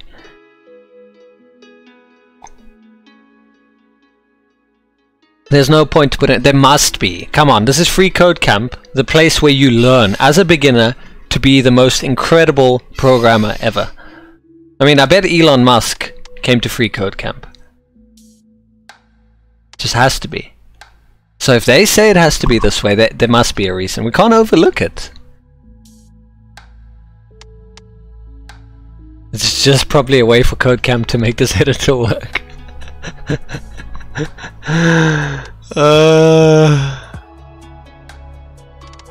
If it was just like this, without the return even. Why am I even returning? Because I'm in a function. Why would you return? Just say new vegetable carrot. Literally carrot is equal to new vegetable. And do this. Let me help you, Free Code Camp. There. See. Marvelous. It works wonderful, doesn't it? Look at that. Ah, beautiful. Look at that. Class vegetable, new vegetable carrot. Constructor takes vegetable type. This dot name is vegetable type. Oh, problem solved. Right? It's not FCC, it's you.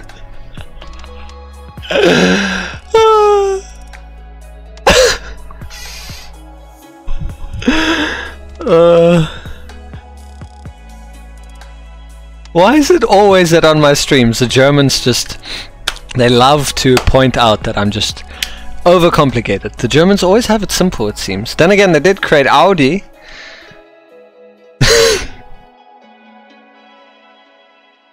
I think your Pepega broke now. You broke it. It's not even showing up for me anymore. Remove const vegetable. Yeah, vegetable. Well, rather. There you go. Anyway, we're done here.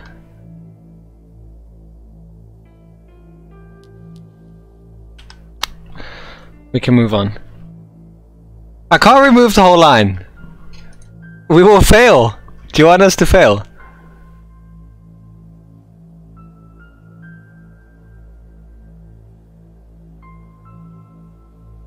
You wanted me to do this.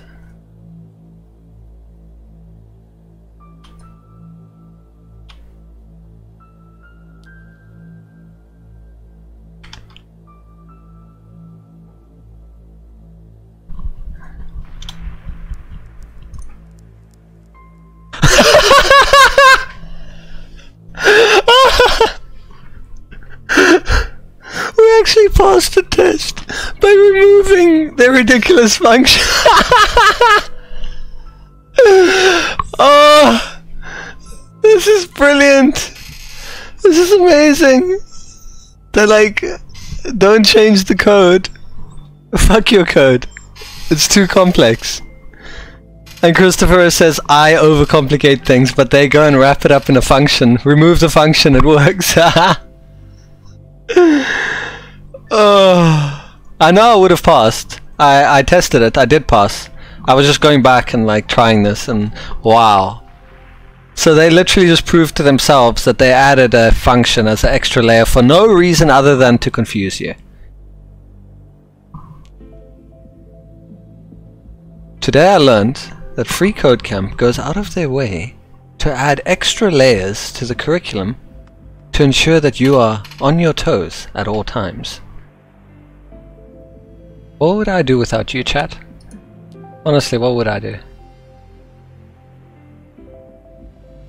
I'd have probably raged and spent 10 times as long getting through these sections. But I would be like an amazing programmer by the end. Well, I don't think it was too confusing. It's just you had to understand that this function does nothing. Yeah, but that's the thing. I was looking at the function and thinking, oh god, what is going on? And thinking that the function is relevant. That's what I was saying. Someone who's absolutely new to... Like, I barely just understand objects and constructors and all that. So when you go and you wrap it all in a function, and you take away something that I was used to, it's just like, whoa! It's kind of like, put someone in a car that's just learned to drive, and put them in another car and take away the steering wheel. They're going to sit there and think, well, how do I drive this thing now? You know what I mean? That's kind of how it feels for me. Cool. See you in a bit, Kif. Christopher's, I know that it was named clearly on what it does. I just thought that it has a purpose. And I was looking for the purpose. Imagine a person who doesn't know anything about constructors, which are later in a curriculum, right? But Christopher just wants to hate on me. It's like, you should know this shit. It's basic. I don't know this stuff. And I'm proud to admit it. But that's why we're learning. Anyway, we passed this section. We can move on. Wonderful.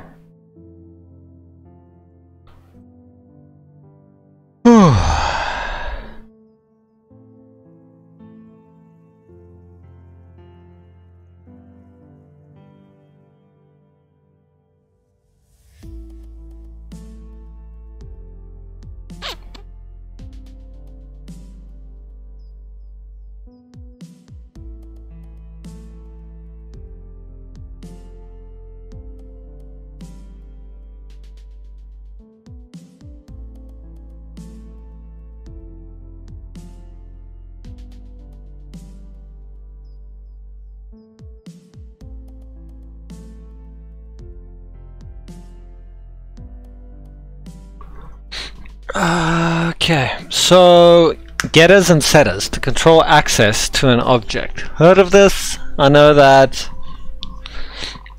C uses this, right? To get and set something. Welcome back. Are you enjoying your nuggets? I hope you are. I hope they're tasty, nice and crispy. So we spoiled in that we don't need getters and setters in JavaScript because you just create a variable and you can access it at any point in any other function, which is also known as what? Polluting the something something of the something.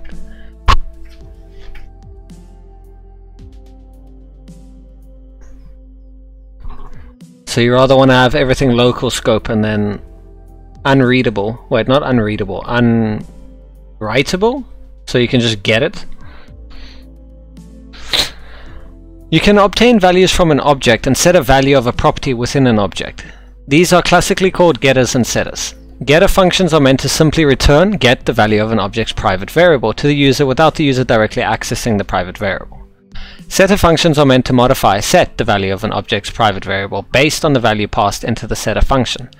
This change could involve calculations or even overriding the previous value completely. So class book, constructor author, this.all.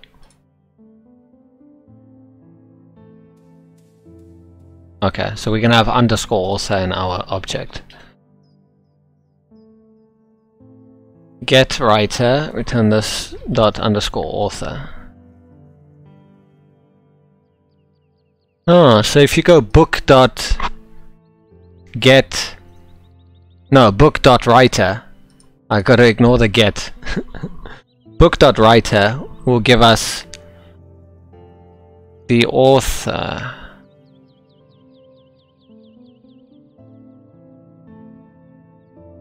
Oh, okay, hold on. I'm a little bit confused now. Can't you normally just do book.author? Or book.writer? Because it's underscore writer, I get that, but can't you literally just go book.author and that will give you the author? No? They had the ES6 section put to the end of JavaScript chapter.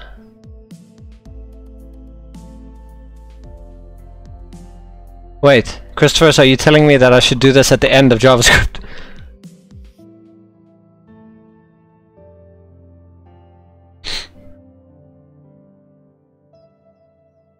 Oh, getters and setters. It's a class, remember? That's a class. Yeah, but I'm saying if we call the object. So, let's say you created a new object. It's called book. Lol. Lol is a new book. Did they really get this lazy that they're now using... Wow. Who wrote this? The book is lol. They couldn't even, like, give it a proper name. The quality of this is just... Why can't I go lol.author? If you created a new book, right? And it's called lol, and it's going to have the property author on it. Why can't I go lol.author? Why do I need a getter? Right, Toxic? Lol, what? No. What is the writer? Lol is the book. We can't confuse that now. See, even chat's getting confused. GG. How's it going, Toxic Octopus? It's good to have you here. Haven't seen you around before. But I see you're no newbie to Twitch. Quite the veteran there, huh?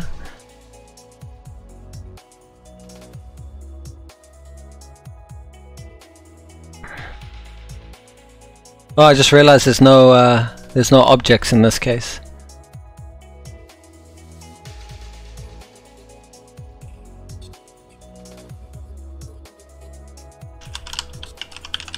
What does thermos give us? Why does nothing work? It's a new thermostat.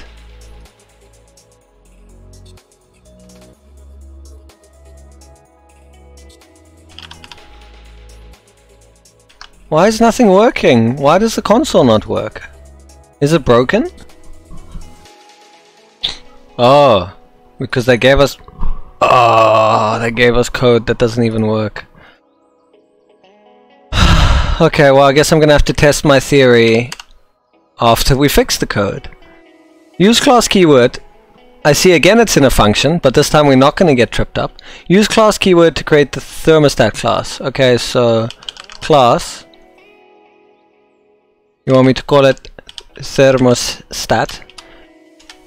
Got it. Then we're gonna do constructor. Constructor accepts Fahrenheit temperature. Don't confuse me, you wanted to have a parameter. We're just gonna call it temp. Now I see what temp means. I thought it was like temporary. They mean temperature. So I'm just gonna call it temp. I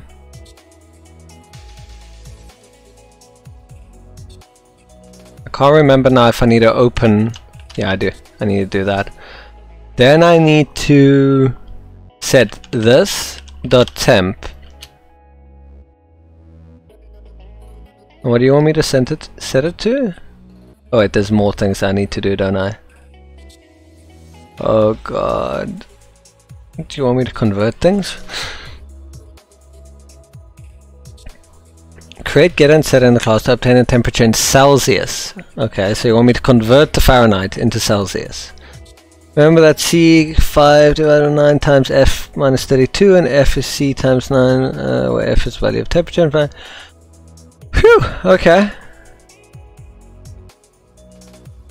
When you implement this, you'll be tracking the temperature inside the class in one scale, either Fahrenheit or Celsius.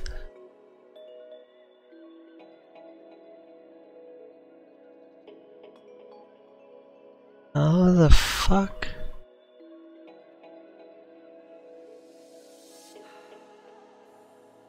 Setting in Fahrenheit scale 76.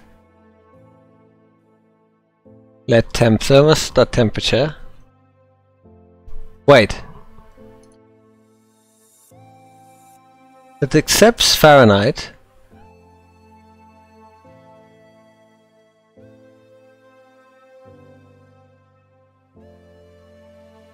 You're creating an API for another user who would get the correct result no matter which one you track. In other words, you're abstracting implementation details from the consumer.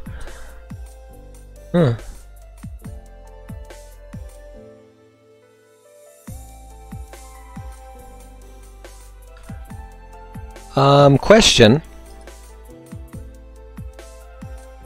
Am I taking Fahrenheit and returning Celsius? Or am I supposed to... Like, how do you know? How do you know if this is Fahrenheit or Celsius? That could be Fahrenheit and then it's freezing. Or that could be Celsius and you're like on another planet at 76 degrees. You know what I mean? How do I know? Or am I missing something here? It tells me to obtain the temperature in Celsius. So do I assume that the input's always going to be Fahrenheit and the output's always going to be Celsius? Because what confused me here is when they said you would be tracking the temperature inside the class in one scale, either Fahrenheit or Celsius. Oh. Okay, in one scale. Okay, so it's not multiple. So it is take Fahrenheit, give Celsius. Okay, so this .temp needs to be... It's Fahrenheit. Now we need to do some maths.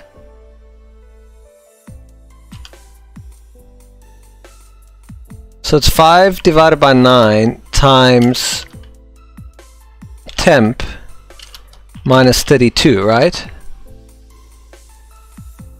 Let's go do some tests here and actually see if that's correct. 5 divided by 9 times 76, for example, minus 32 gives us 24.4, and then 76 Fahrenheit to Celsius gives us 24. Okay, so that is correct. Cool. We did that. So this .temp is that. Cool. Happiness. Return thermostat.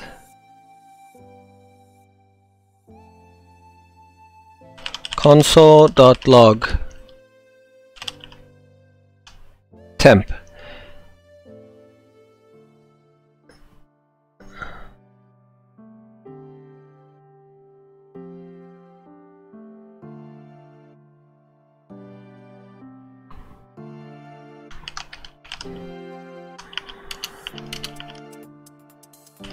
Six.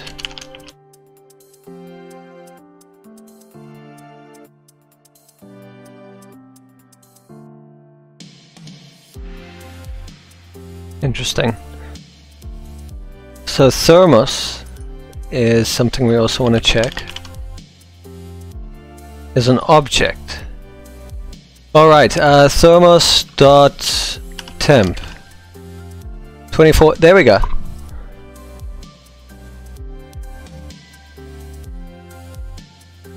Okay, now I can finally go back to what I was trying to ask.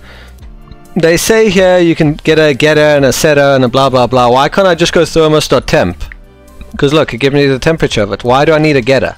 Can someone explain that to me? Because I don't understand. Like, it gives me the value. See? Right there. Why do I need a getter?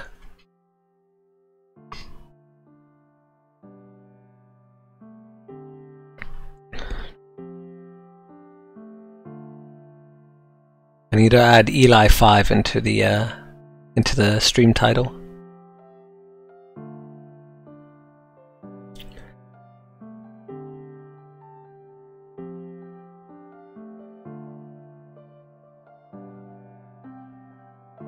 I'm surprised you didn't actually link me your documentation.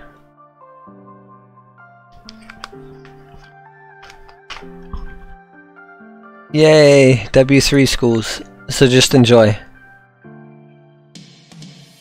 It just doesn't answer the simple question of, I got it. I got the value. Why do I need a getter still?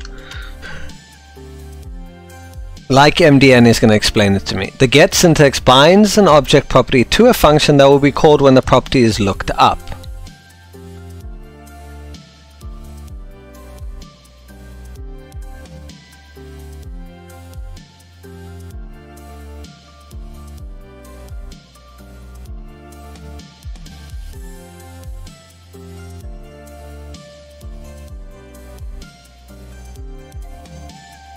Why can't I just go object.log the last... Oh.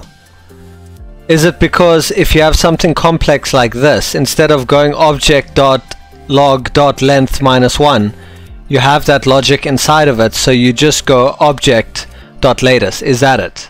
Please tell me that's it. Please.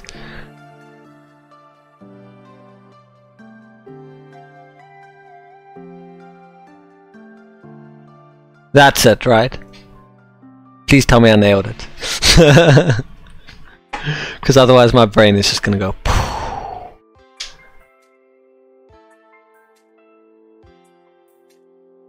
Okay, but besides or, did I get it part of it right?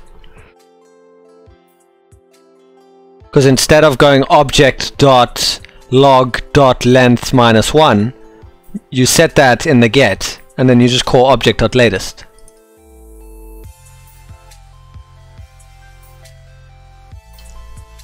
Right? Yes, no?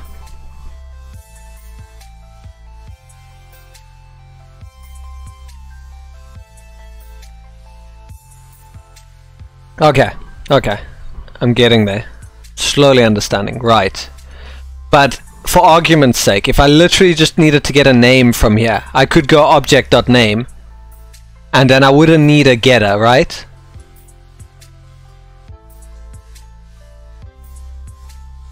Because it'll be simple, right? Is that where you decide if you need a getter or a setter? If it's something simple.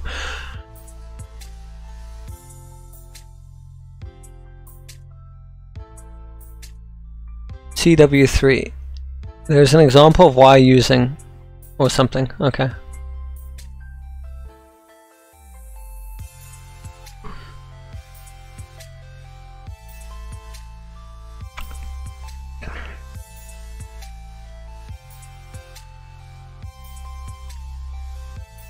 So this is ECMA script 5. We're doing ES6. Why are they teaching us in 6? Shouldn't that have been covered in the basics?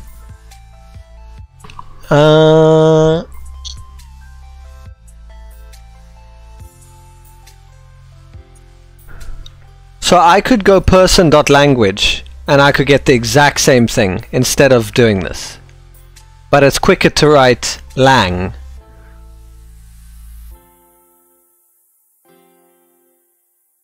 Oh, I see, you make it easier. That's why they call it as like an API. Because instead of saying person.language, you just say person.lang. You can have multiple getters in there, I assume, right? Like get lang, get name, get this, get that, right?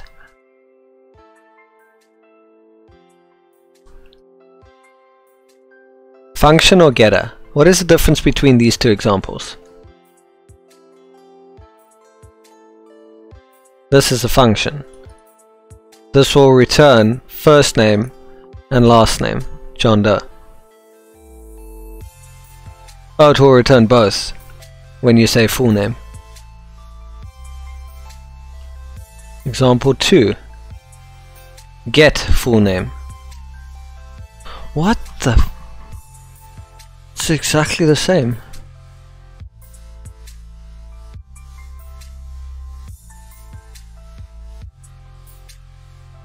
I think that's where that syntax was coming from, guys. When you told me to remove the colon, you were thinking about get, but we didn't put the get keyword in. So these two do exactly the same thing. It's simpler to do it this way, yeah.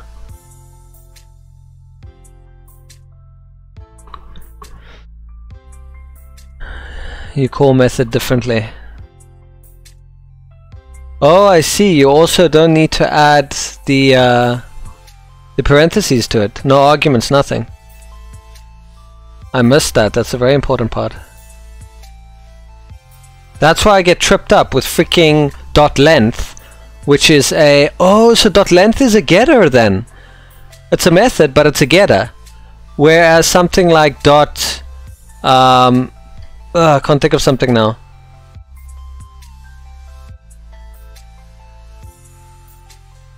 But you know what I mean. Because you say dot length, you don't say dot length with the parentheses because it doesn't expect an argument. That's why I always got tripped up. Data quality. JavaScript could secure better data quality when using getters and setters. Using the lang property in this example returns the value of language property in uppercase. Oh, secure. What do they mean by secure better data quality? You mean so... That doesn't make... Return this.language to uppercase, so that will give you N or capitalize. Using the lang property in this example stores an uppercase value in the language property. Set. Oh, so you can take whatever they give you.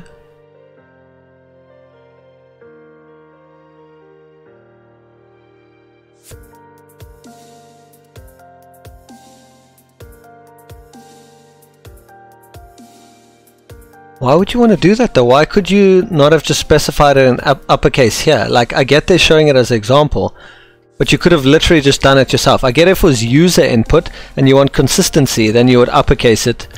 But if you're defining it in your script, why not just capitalize it? You're literally adding this for no reason then.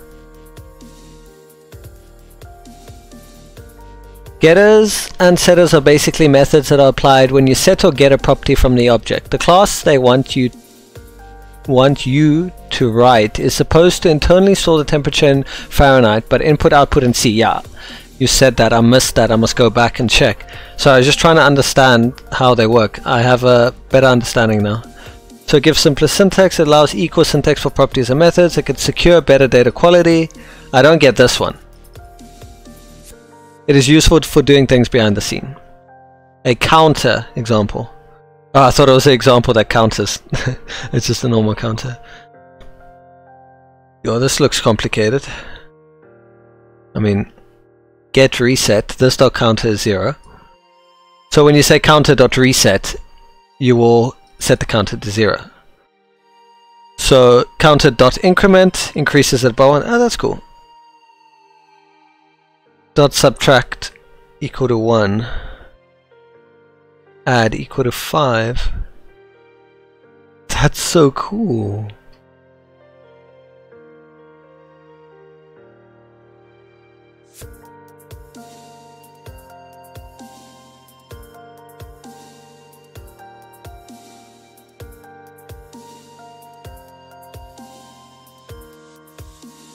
This one makes sense, because otherwise you would have to somehow do all the complex stuff outside of it. This is, yeah, that makes sense. But now you're kind of making all the logic in the object and polluting the object a little bit.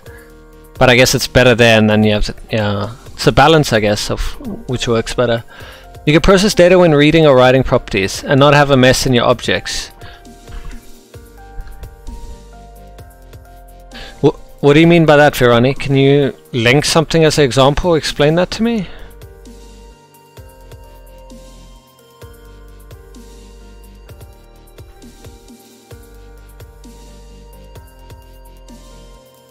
Ooh, this looks a bit...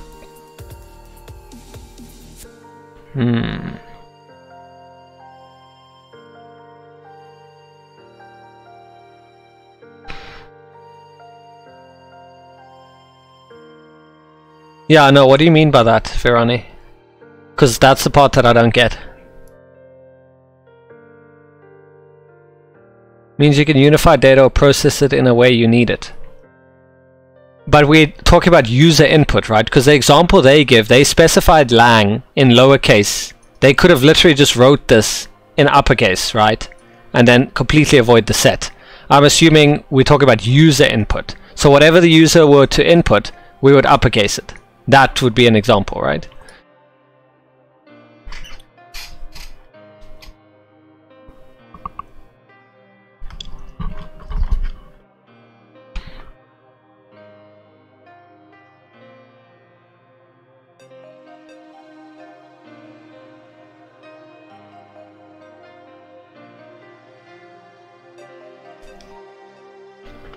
User inputs and then we show it somewhere, and we need to show it in a unified fashion. Okay, cool, makes sense. Now this is not gonna, well, based on what was said to me, so Christopher has said we need to show it in Celsius, but keep it in Fahrenheit.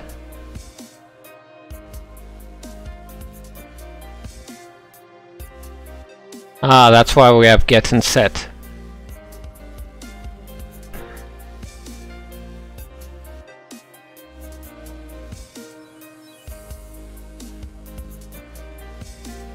That makes sense now. Now that makes sense, but I had to read the other example to get it.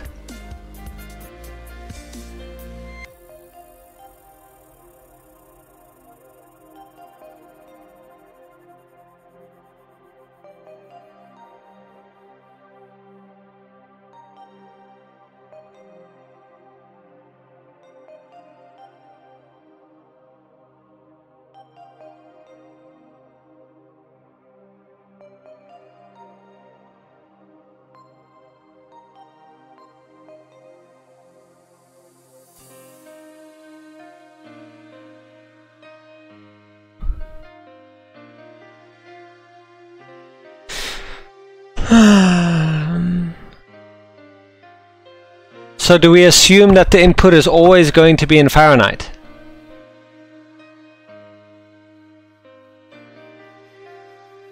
It accepts Fahrenheit, but it doesn't say it's always going to be in Fahrenheit. So we assume it's going to take Fahrenheit in.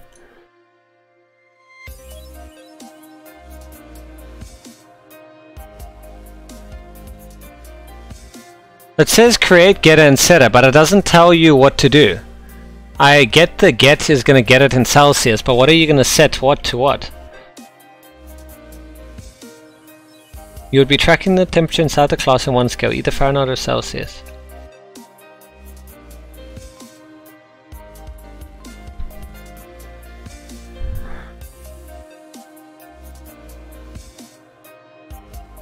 Oh, you want me to get it in Celsius, but you want me to set it in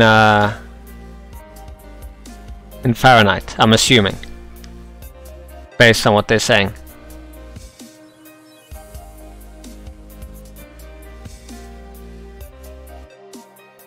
And dot temperature is what should give us the result.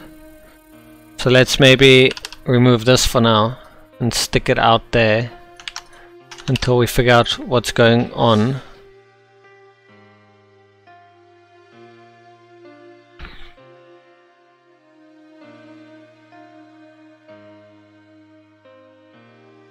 Because I don't know what to do with the temp now. Like, I know I have to set a value, but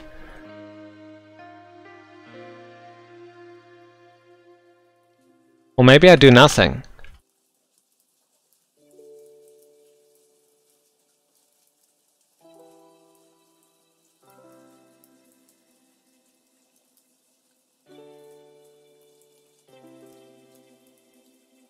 The constructor expects Fahrenheit only. Look at the last two lines of code. Last three. Last three lines of code. These three.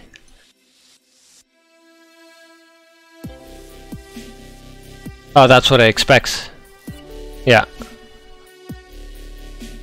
Okay, so I'm gonna assume this has to be empty.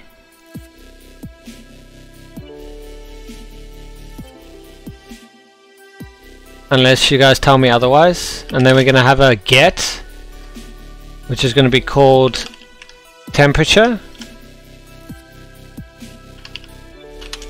And then that's going to give us, we need to return this.temp.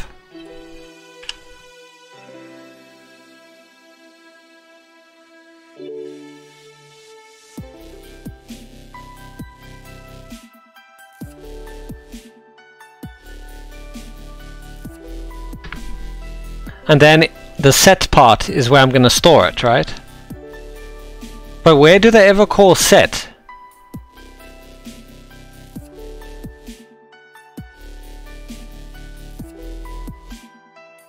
Okay guys, I need a little bit more help. So I know the get.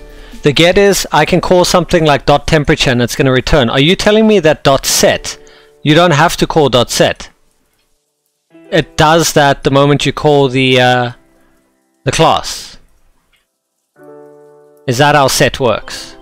Because I didn't see anything about set. I saw things about get. That's getter, the set. Oh no, they do call it. You have to call it. But then where are they calling set here? Are you telling me that set temperature has to be the same as well? That's the only thing I could think of. So I'm guessing set temperature. Can I have the same name? I guess we're going to find out. This dot temp equal to temp.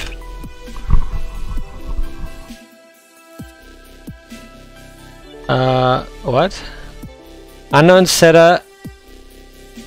Setter should have exactly one parameter.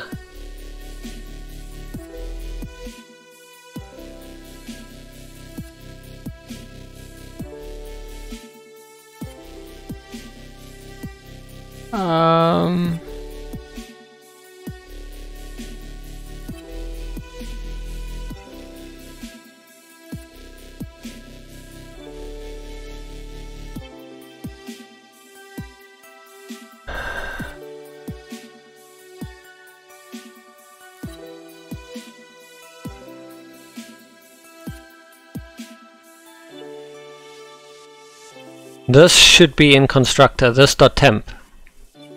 Or this dot temperature in your case.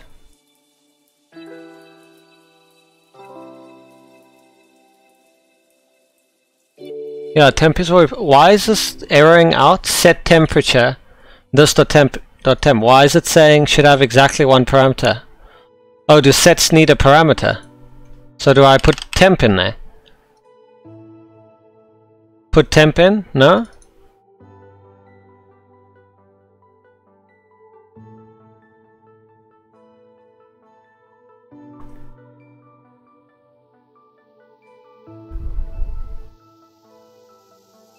I'm the one getting confused.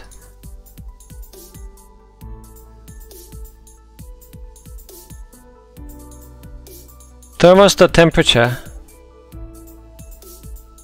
We need a get, return this dot temp.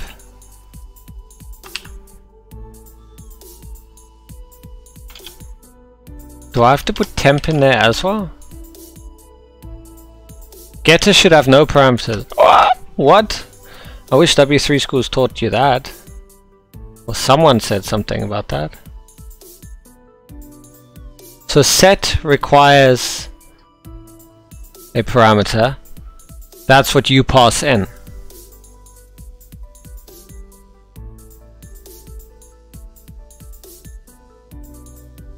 So that would be fine, but get doesn't require one?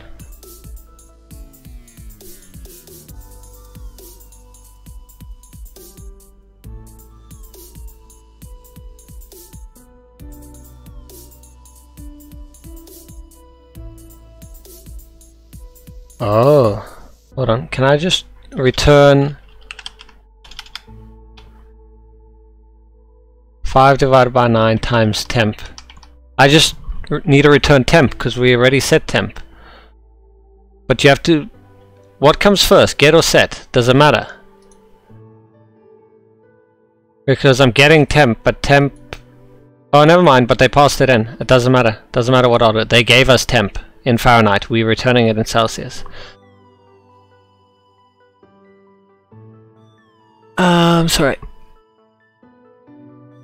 On set they want you to convert C to F. I've done that. Just wait. On set they want you to convert cells. Just look at the example with the books on the left. Everything should be clear from that example. In the constructor you put the initial temperature. In the setter you set a new temperature. In the constructor you put the initial temperature. In the setter you set a new temperature.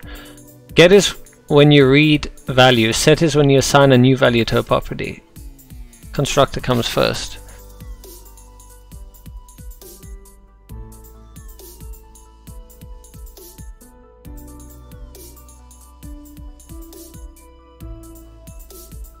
Oh.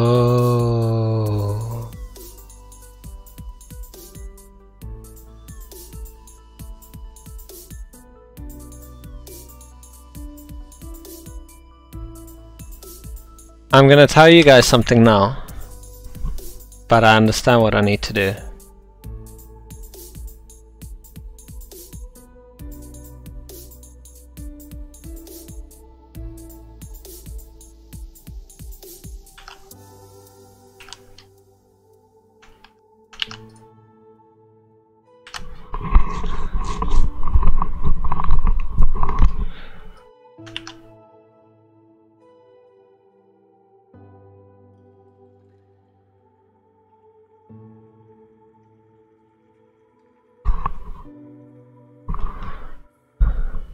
Set the temperature of temp is temp times 9.0 divided by 5 plus 32. That's for Fahrenheit.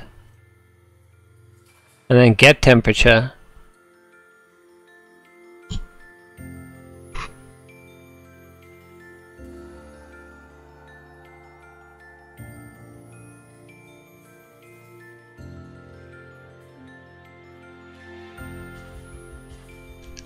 That was one of the most meaningful who's I ever heard. I love it.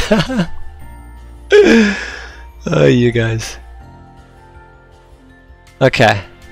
Now we can, now that we know we've passed, we can sit here and rage at the thing for a bit. So if you guys want to go have a little break, you can. Now's the break time. Why the fuck are we converting Fahrenheit into Fahrenheit? They gave us Fahrenheit. Why can't we just store it as it is? If they told us that we're taking Fahrenheit and they want us to store Fahrenheit, why can't we store it? It's not like you can somehow automatically detect what it is, Fahrenheit or Celsius. You don't know. The user puts a value and 26 could be Fahrenheit. 76 could be Celsius. Is this just another case of them poorly thinking this through? You can have a constructor empty. What do you mean a constructor empty? It's empty? It's got temp in it. Am I confused? Oh, you mean there? I guess so. Because we're not doing anything until you call it. I assume that's how it should be. The test shouldn't pass. Test broken. Yay, they made me feel like I passed without even doing it.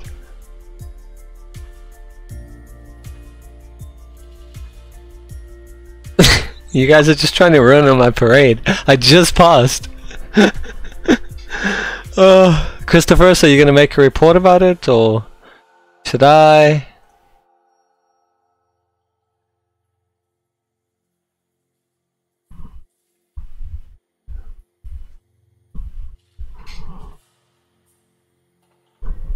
You need to have constructor, which I have temp. This the temperature is temp. Then what do I have this set for? Explain it to me, like I don't understand. Do I just not need it in this example, but they want you to have it?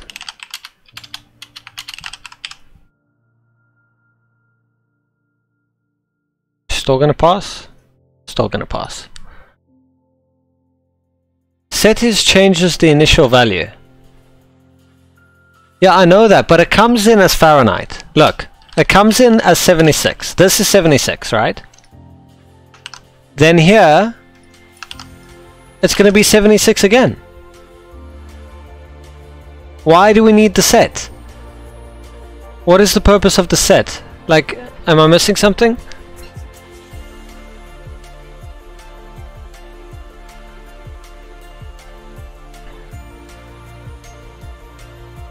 Is it just good practice?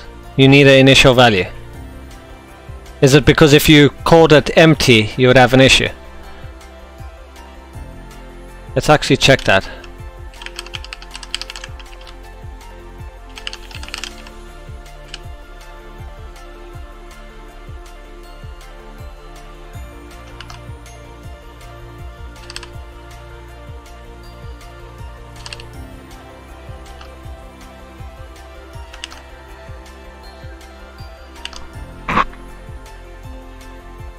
We are never getting, but we are setting.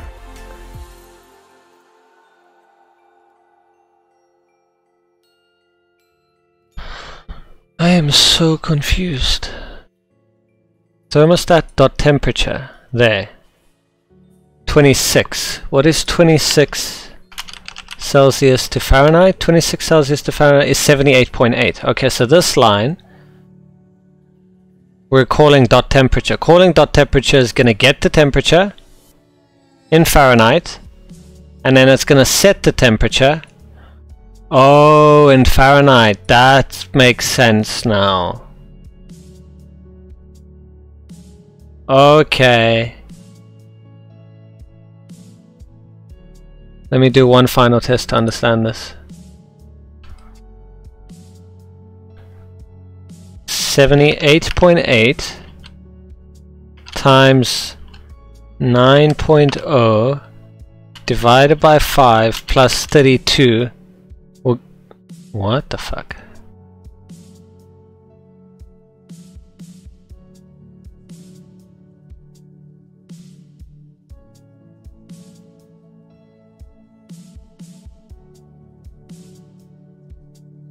Yep. Return ends the statement, thanks.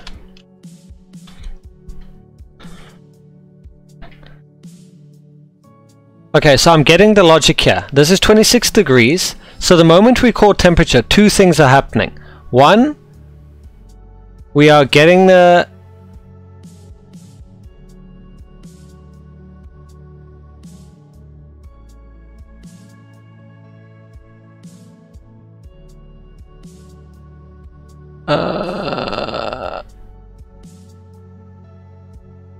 to obtain the temperature in Celsius.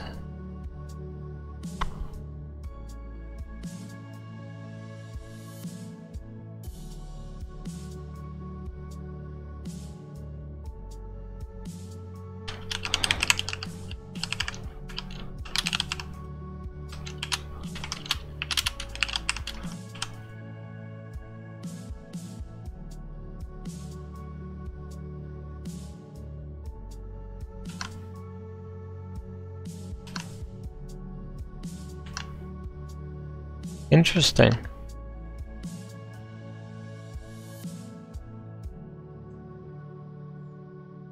Temp is not a number.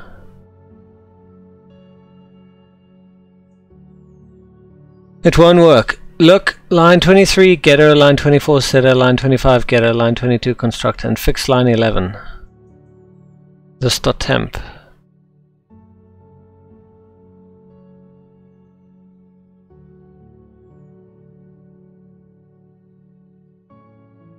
I completely messed this up, didn't I? Even though I pass. Hey! Yikes. Line 11. I'm looking at line 11. You just said so many things. It won't work. Look, line 23, getter. I'm looking at line 23. Line 24, setter. Oh, understand. Okay, okay. So when you call dot temperature, that's getting. When you're assigning to dot temperature, you're setting. I get what you mean. So we are calling thermostat temperature. That's a new thermostat of 76. So it's passing 76 to temp. So that's a get. In get temperature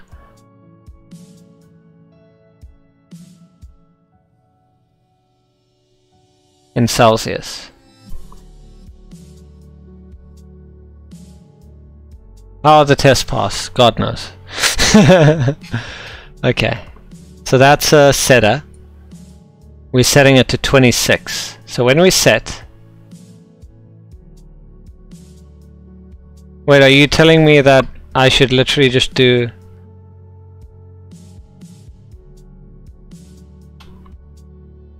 No. Okay, what am I missing? Line 11, temp should be this dot temp.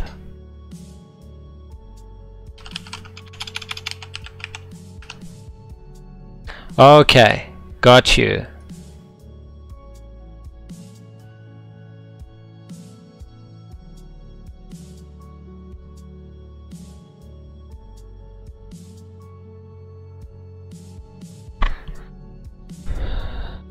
So we set thermos.temperature to 26. This is a set. So it goes to set. And it takes 26.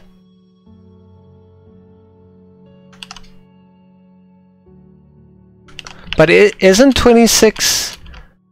26 times that gives you 78.8. This gives you 78.8. Oh, because we're storing it in Fahrenheit. Oh. And then you take 78.8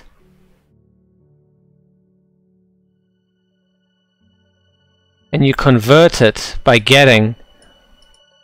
Holy shit, that makes sense now.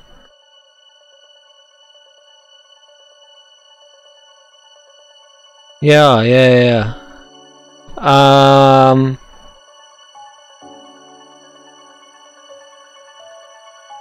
Wow. So you could completely mess this up by changing this to 10.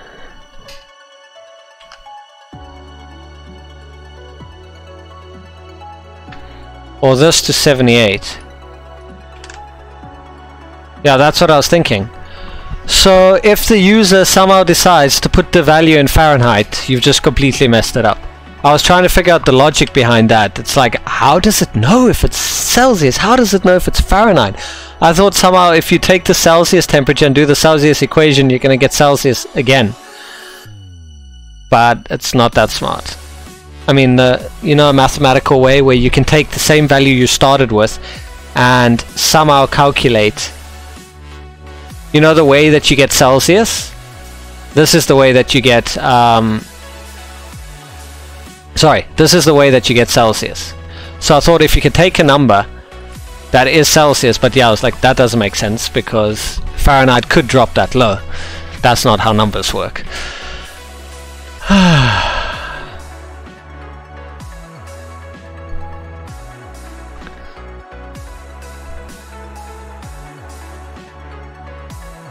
This class is supposed to be used when you store Fahrenheit in your database, but want your user to input in Celsius and get results in Celsius.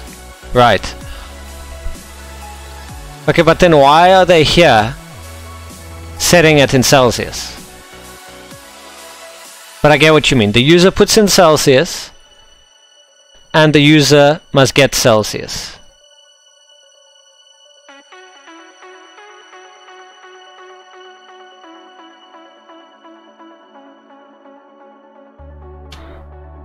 Wow.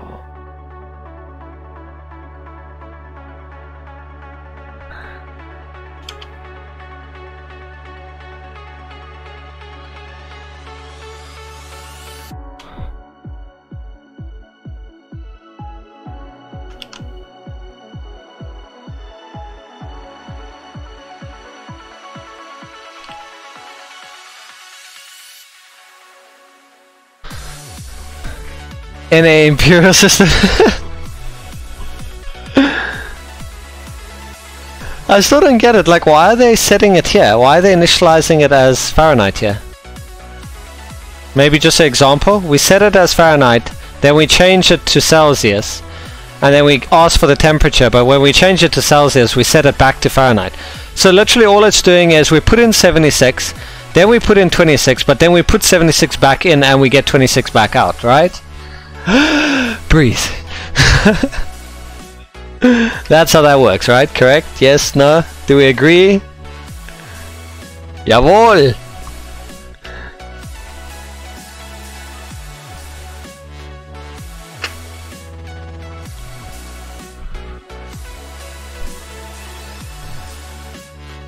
Yeah, and then the French come in with the CCC. Scientific, scientific, it's a French word, but it means a standard of units. What's it again? International System of Units, also known as Système International. And then, in brackets, the units. Because, you know, that was important. We messed up. Sorry for forgetting that part.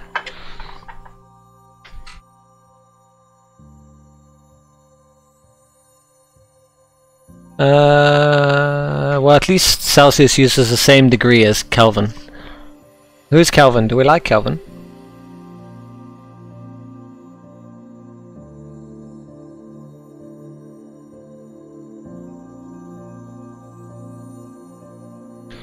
And the difference between degrees in Celsius and Fahrenheit is like weird.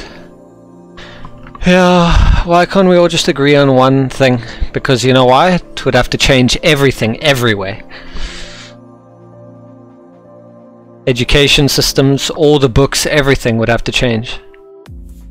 But it would be nice if we were all standardized. Because then everyone's on the same page. And then when does it start becoming a point of, no, but it's unique, no, but this system makes sense? I can agree with you, Veroni. It's just... But the thing is, the Americans are just... To them it's normal. Just like to us it's normal. And there's a lot of them. I mean, they're an entire, like, continent. So getting them to change is not that easy. It's them and there's like one other island that uses it. It's almost like a 50-50 change if you think about it. Almost. But then you forget like the whole population of China and Russia. So not quite. How many people are in America? You did a little graph on that, didn't you, Christopher? No, that was something else. Yeah. One day, maybe, we can all be like part of the Galactic Federation of Earth.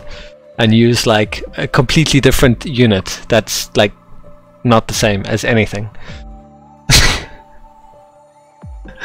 To remember how many feet there are in a mile, you just gotta use 5 tomatoes.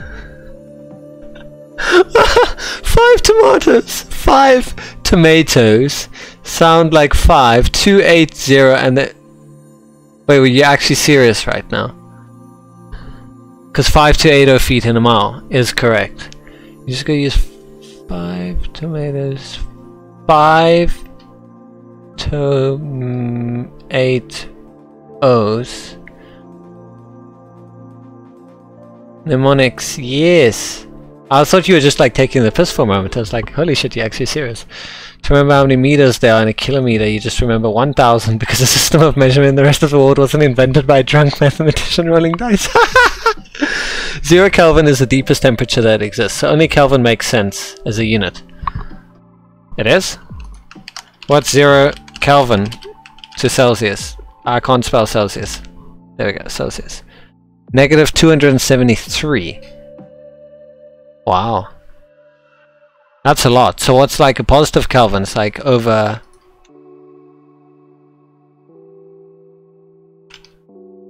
Oh, never mind. What the...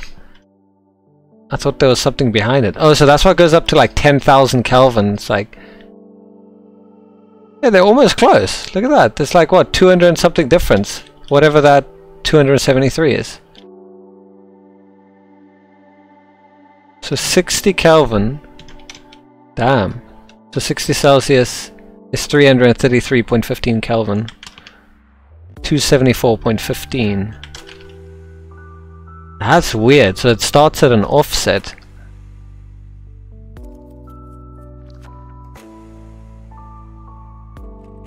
So your hairdryer or your straightener can be at 220 Celsius, and that's 493 Kelvin. Interesting.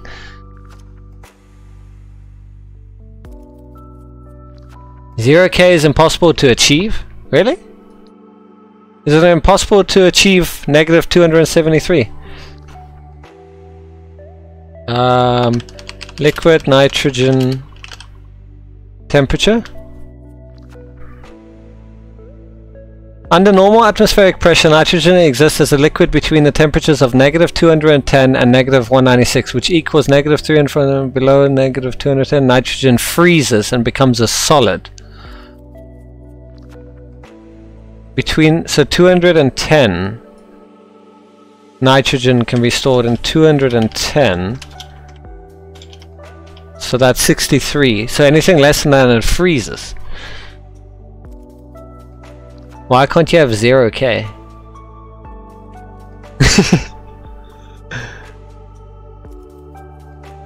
Really? I'm learning about scientific things. Who would have known, huh? So you can't achieve 0 Kelvin. And then I go, man discovers 0 Kelvin technique. Scientists don't understand him. Mathematicians hate him. Physicians are just, yeah. You wouldn't call them physicians, would you? They don't deal with physics. Oh, the English language.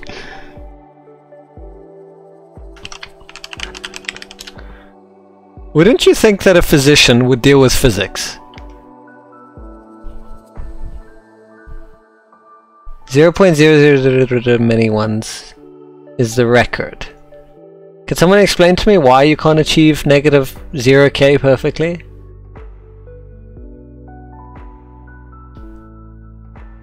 Is this like how 0.1 plus 0.2 does not equal 0.3 in JavaScript?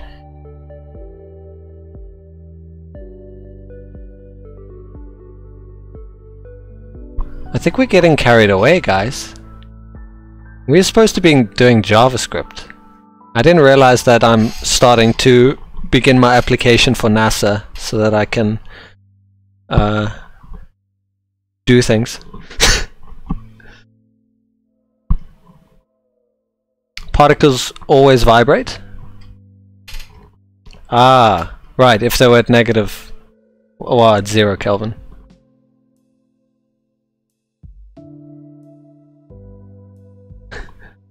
K equal to -1.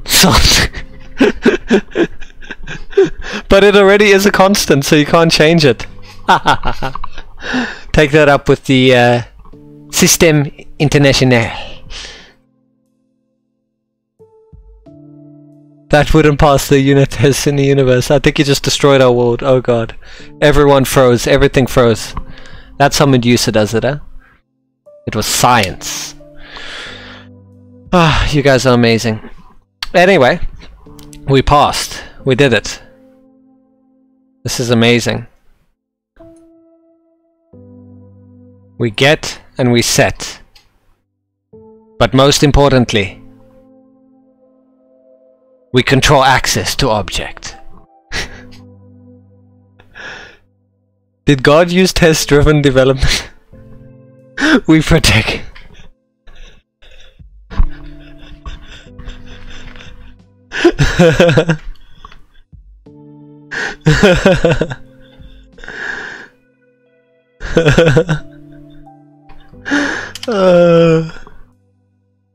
Oh no, import and require.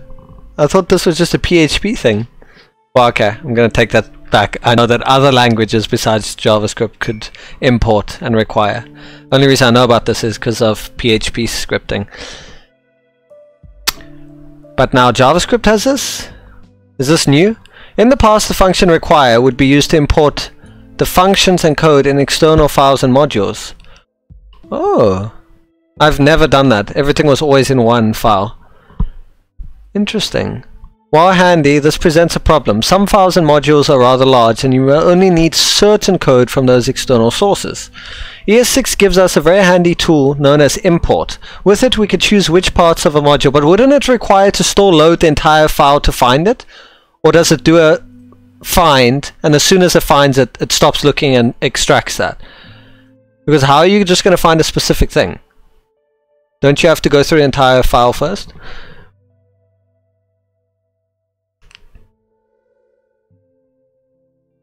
Node still doesn't know about import. Babel does though.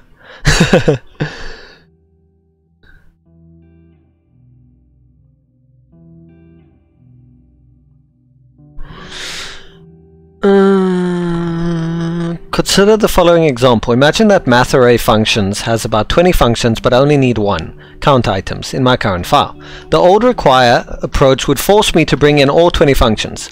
With this new import syntax I can bring in just the desired function like so. But why are you teaching me this when you've never taught me how to require? You haven't covered this. Stop teaching me things I don't know. I'm not from the future free code camp. I don't know what require is. So thank you for giving me an example to something I didn't even know about before. Import count items from math array functions. Okay guys, in order for it to find count items, doesn't it actually go through the entire file? So how is this like any faster? Or what am I missing?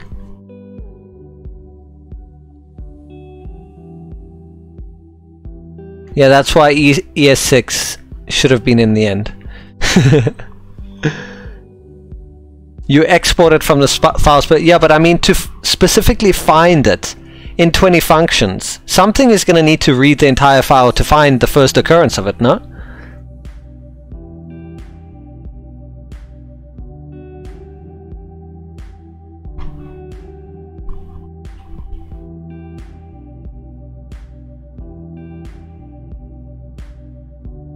Let's say you have multiple exports from a file, okay.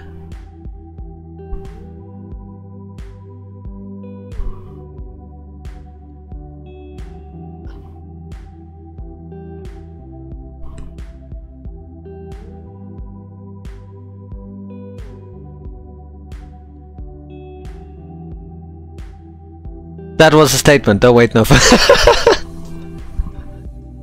I'm glad you specified. You're getting to know me. That's good.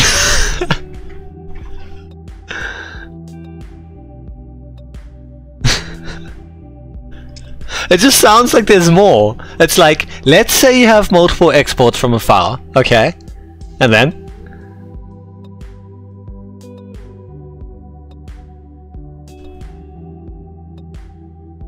Basically it goes to the file and looks for what you've exported.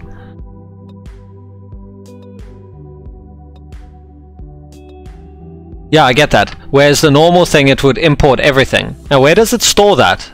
Like in its memory. And then takes what you need, right? So this way you're just sticking less into the memory. However it does it in the compiler or whatever.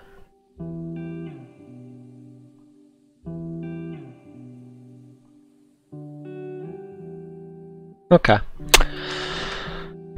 Cool. This is great. I love this, even though I don't know what require is. But thanks. I appreciate it. We can do it even better now. Yay!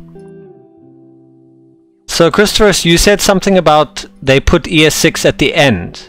Is this something they're planning to do? So are you suggesting that I should... Well, I'm almost done with ES6. Might as well continue, right? A few things I understood. It's no wonder I don't understand a lot of these things, because we haven't even covered them. That's coming in like data structure and objects. I might have to come back to ES6 when I'm done with everything. This was a waste. I wish I did it at the end. All I'm saying is like they're teaching me about require, but I don't know about require. I've never done it. Require is not part of the basic. This is the curriculum. You've got your basic JavaScript. Cool. And then straight after you've done the basics, we jump into ES6. Where's require? There's no require in any of this.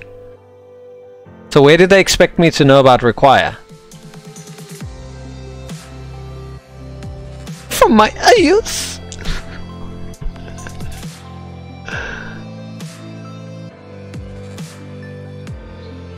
They should hire Christopher so he can fix things. Well, it's open source, so they don't hire. Yeah, that's the whole point, right? So they don't have to pay people to do this. People like Christopher's do it for free.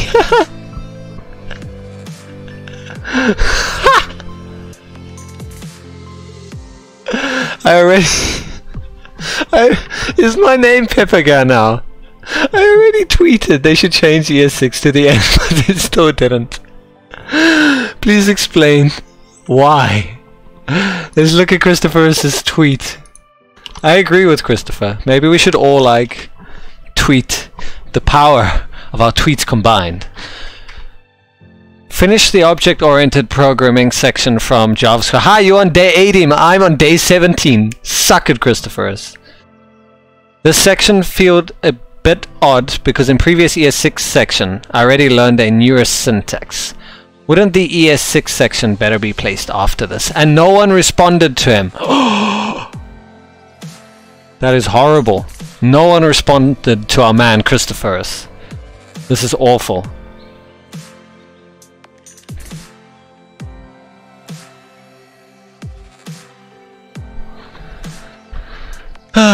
He was at OOP section, which is way ahead of where, but he had experience. He knew about regex, okay? And I did projects, and my projects looked better than Christopher's. That's what Christopher said. That's why he now refers to me as Pepega.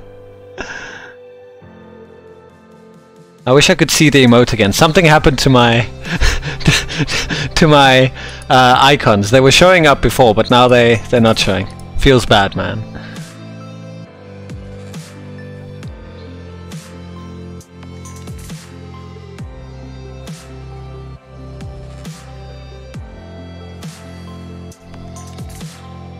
I saw it earlier. I don't know where I saw it.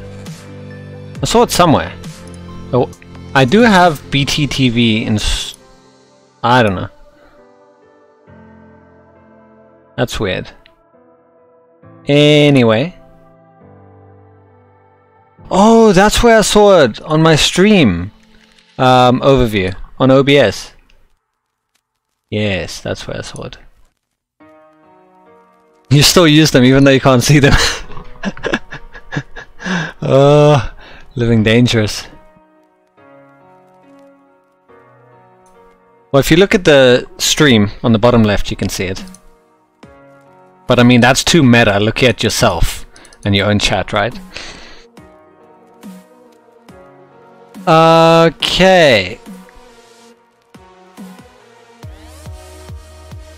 See, that's the difference with me and Christophorus. Christophorus is German. Germans generally don't complain. And I'm South African and we complain about everything, so... I would not do well in Germany. Cool, so we learned about import. We learned about require.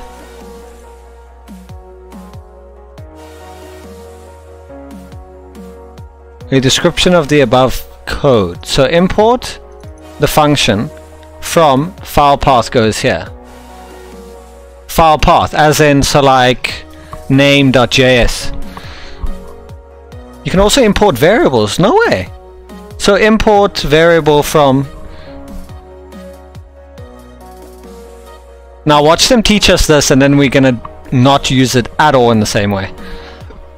The white space surrounding the function inside the curly braces is a best practice. It makes it easier to read the import statement, sorry.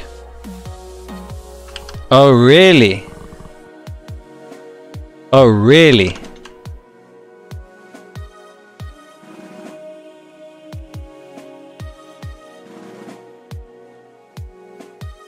Huh. But then in string literals using ESLint, it tells you that you shouldn't have spaces. So that's a bit confusing.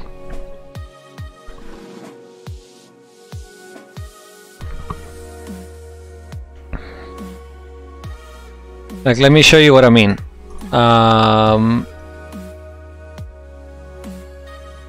In VS Code, let's make it nice and big for you guys. If I change place to have that white space like it wants us to, so that it's easier and more readable, it's going to say multiple spaces found. So the fix is fix this no multi-line spaces problem.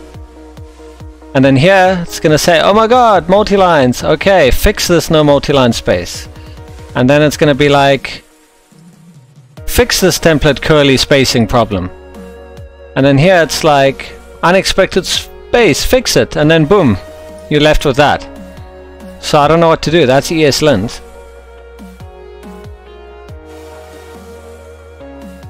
You should, according to AB. Oh, You should use spaces after in objects. Multiple, place one. Try doing this with one line object. I don't know, what do you mean by that? So var let vir var. Ah. Unexpected token. You're an unexpected token. Okay, I get what you mean. Yeah, I changed it and it didn't complain. Okay.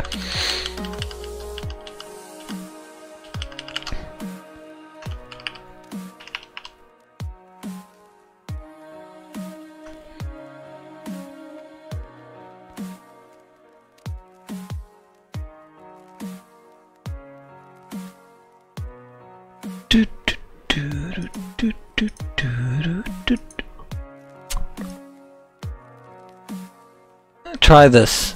You want me to try this? Okay, fine. I will try this.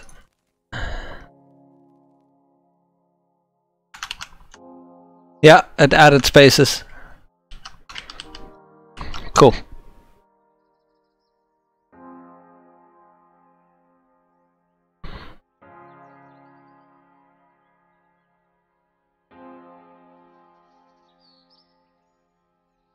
Understand the differences between import and require. Okay, we've already done that. So the lesson in the section handle non-browser features. Import and the statements we introduce in the rest of these lessons won't work on a browser directly. However, we can use various tools to create code out of this to make it work in browser.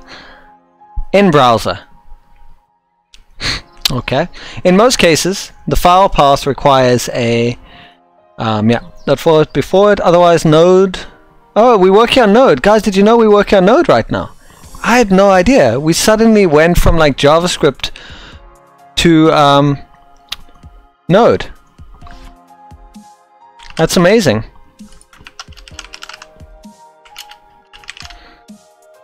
That's incredible.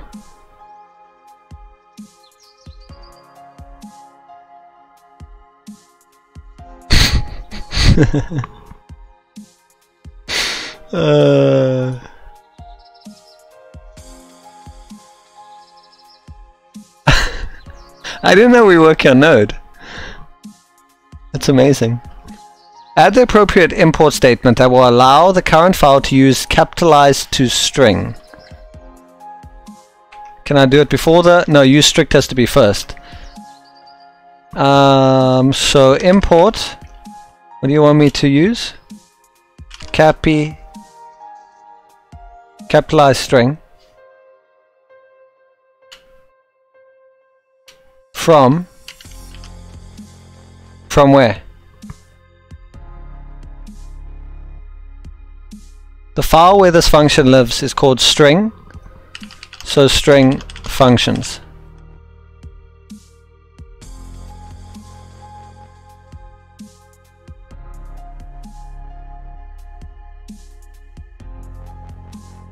Is that good?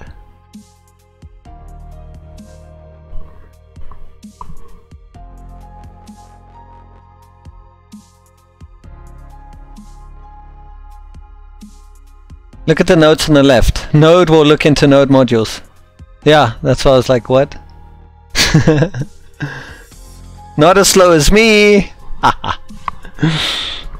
Valid import. It is valid. Go, run. Woo! Amazing! That was so easy. Now watch them wreck us on the next one. There we go. Use export to reuse a code block. Interesting. In the previous challenge you learned about import and how it can be leveraged to import small amounts of code from large files. In order for this to work though, we must utilize one of the statements that goes with import, known as export. We're going to start an import-export company, guys. It's going to be amazing. When we want some code, a function or a variable, to be usable in another file, we must export it in order to import it into another file. Oh! Wow, that got deep. Like import, export is a non-browser function. The following is what we refer to as a named export. With this, we can import any code we export into another file with the import syntax you learned in the last lesson. lesson. Here's an example. Export capitalized string. How to export functions. Export const foo equal to bar. How to export variables. But that's exporting a variable that you just defined. Why don't you just export foo?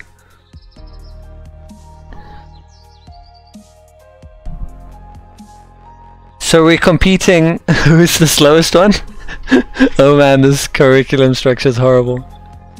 And still, it's one of the best resources on JS. Yeah, it is. It's just, it's everywhere. And export. They said you can import pieces of code, but you can't import it unless you export it. Why can't you just... Okay, hold on. Let's go back a step. We just imported capitalized string. But they didn't tell us that you need to export, so we can't just import capitalized string. You actually have to go and export it. So if you don't do that, your import doesn't work. Wow, okay. Alternatively, if you'd like to compact all of your export statements into one line, you can take this approach.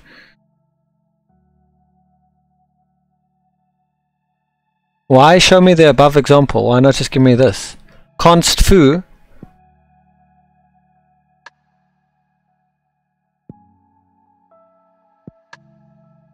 Oh, you just export capitalized string, comma, foo, comma, yeah.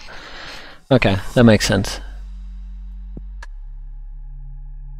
And it's still, yes, and you can also export default. What do you mean export default? And also you can do directly, export const foo equal to bar.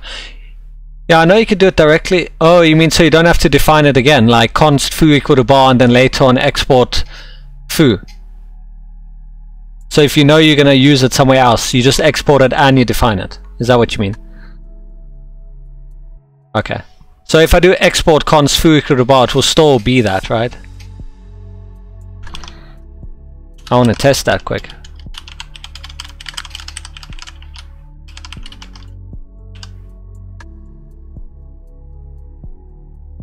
Okay. Unknown. Unknown. Oh, we already have foo. Well, foo2. No, foo2. There we go. Okay, so you can define it and export it all in one. They should feed out. I think they should explain what export feed. What is feed out? Are you high? Is that what you're saying? Because when you do the pepper, it's just, what is that face even? Just like a crazy, like a crazy. Is it a cat? It's just like. Is that me when I go, ooh? It's like stupid. Okay, gee, thanks guys. At least Christopher has had a bit more tact and didn't directly call me stupid, you know? Yeah, I know Pepe. It's just that face I'd never seen before. I have PTTV. You can see it in the bottom left of my stream.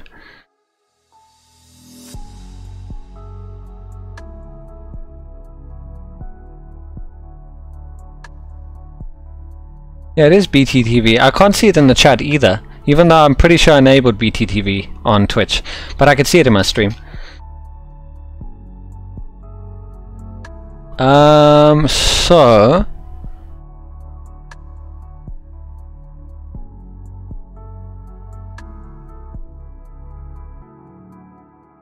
Is this wrong of me to assume, why don't they just make everything export by default?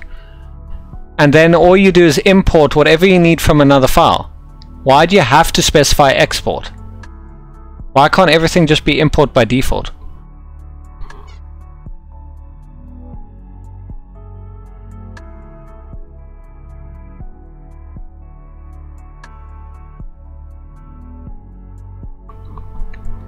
No, what I'm saying is, why even have the need for export? Why can't you just avoid that and just import it?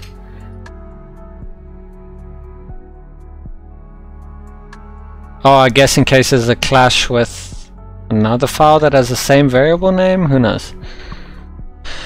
Anyway, let's move on.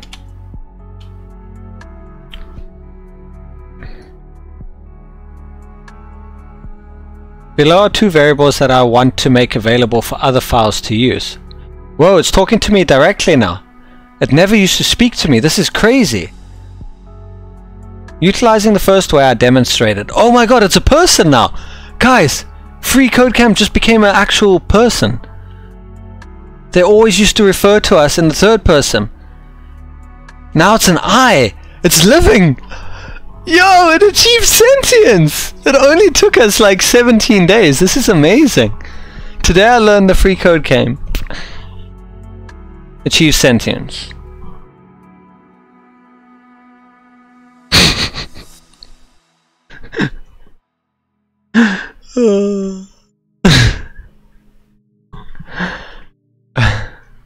Export the two variables. Okay, so just export foo and bar, right? That easy. Simple. Done. Go. What?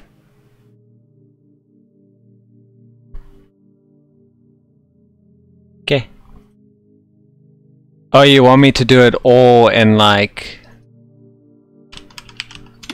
Is that what you want me to do? You want me to have it all in one line like you were showing me? You want this, don't you? Yeah, you know you want it. Yeah. Yeah.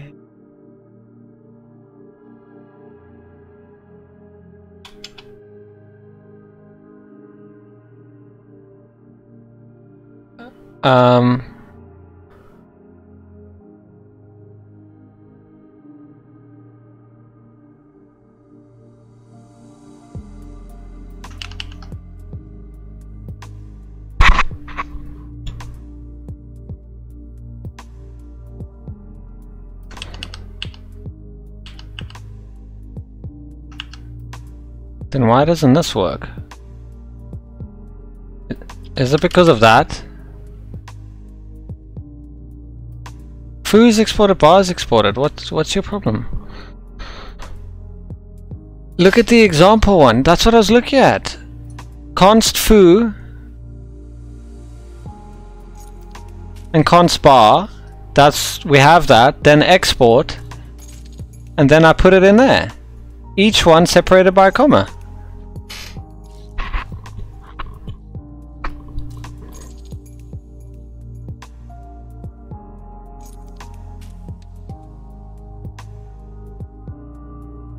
But it doesn't do that here in the example. It doesn't put an export in front of it. So why should I go and put an export before both consts? Look at the example. Const foo, we got it, and we got another one. And then they just do an export each variable. Mine's exactly the same. It says alternatively. No, but the...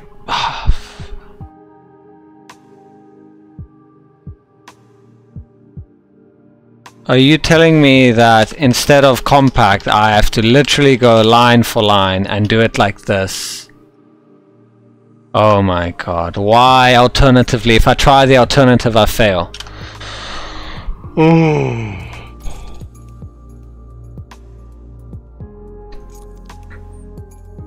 It says utilizing the first...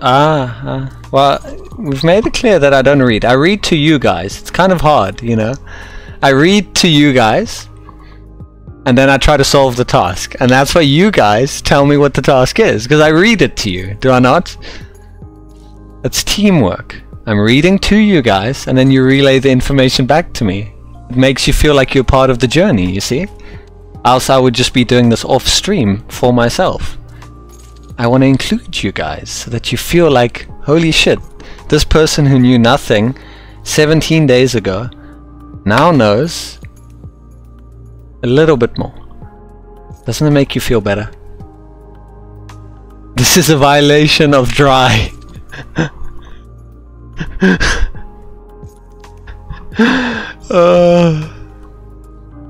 It's true.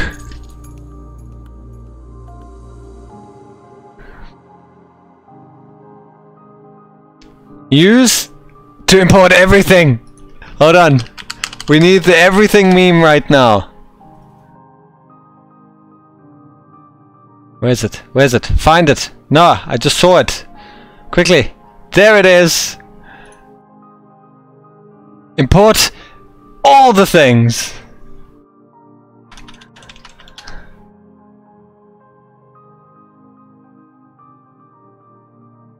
Import everything exported, not just everything. Suppose you have a file that you wish to import all of its contents into the current file. This can be done with the import asterisk syntax.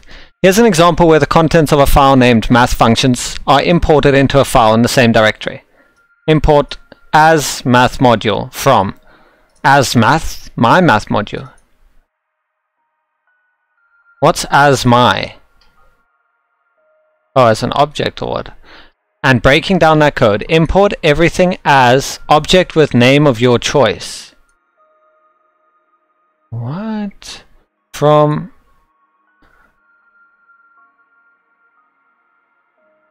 You may use any... Oh, so does it create an object with everything in it? Is that what it's doing?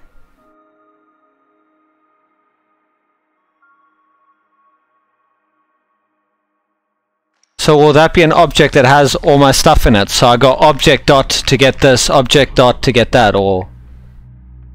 You're not wrong. Finally!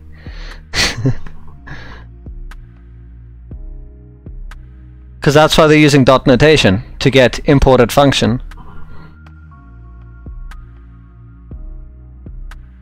Dot add, dot subtract.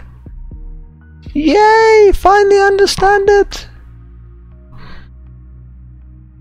You may use any name following the import as portion of the statement. In order to utilize this method, it requires an object that receives the imported the imported values. From here, you'll use the dot notation to call your imported values, not your Viranis, as much as you want to call your Viranis. The code below requires that the contents of a file, capitalized strings, found in the same directory as it, imported. Add the appropriate import everything statement to the top of the file using the object provided.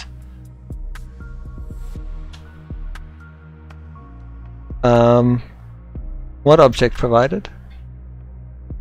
Code below requires the contents of a file, capitalized strings. Okay, found in the same directory as it, imported. So import everything as what?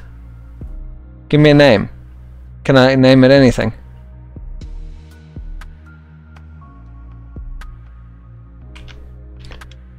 Virani and official Koof and Christophorus. Oh god, he's gonna hate me now because I just misspelled his name. It's Frus. Christophorus. Am I saying it right finally? Christophorus. Maybe he's Russian. It's Christoph Rus. Who would have known? The German is actually Russian. He's a spy. Module. How's that for a name? From capitalize strings.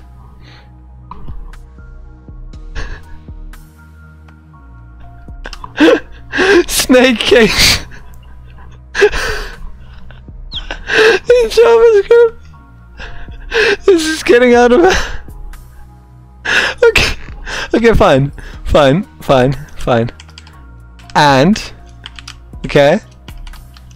Official Koof and Christophorus module. Are you guys a bit happier now?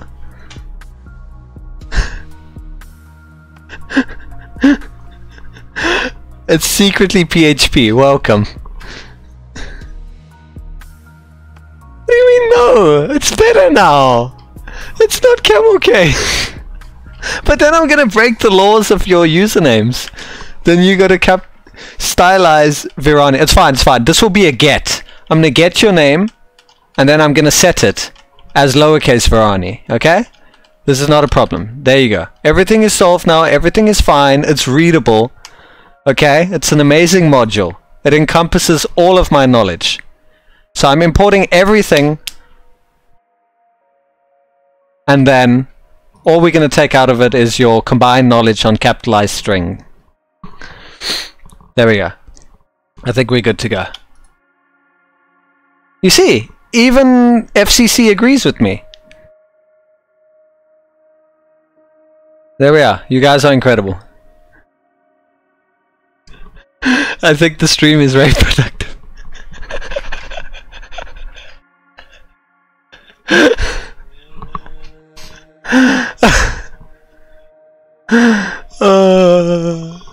That wasn't Pascal case. It was camel case in the end, okay?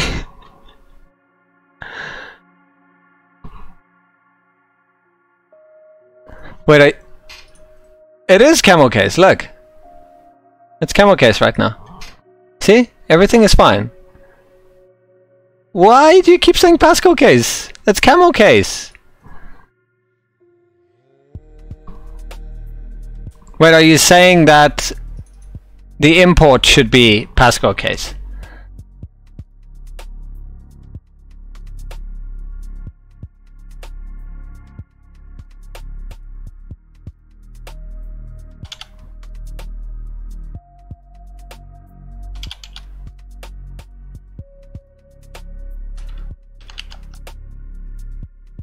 Oh, you're saying just import? No, it wants me to use that syntax. We are referring to the past you, not the present you. Leave. Oh, let us go. Look at our amazing module. I'm legitimately going to use that in a project. What is happening? I don't know. Just bring out the pepper guy. Create an export fallback with export default. Here we go. In the export lesson you learned about the syntax referred to as a named export. This allowed you to make multiple functions and variables available for use in other files. There's another export syntax you need to know, known as export default. Usually you will use this syntax if only one value is being exported from a file. It is also used to create a fallback value for a file or module. Here's a quick example of export default. Export default function. Oh, the export function add xy. Return x plus y. Note, since export default is used to declare a fallback value for a module or file, you can only have one value be a default export in each module or file. Additionally, you cannot use export default with var, let, or const. Okay. So, export default function there. Amazing stuff.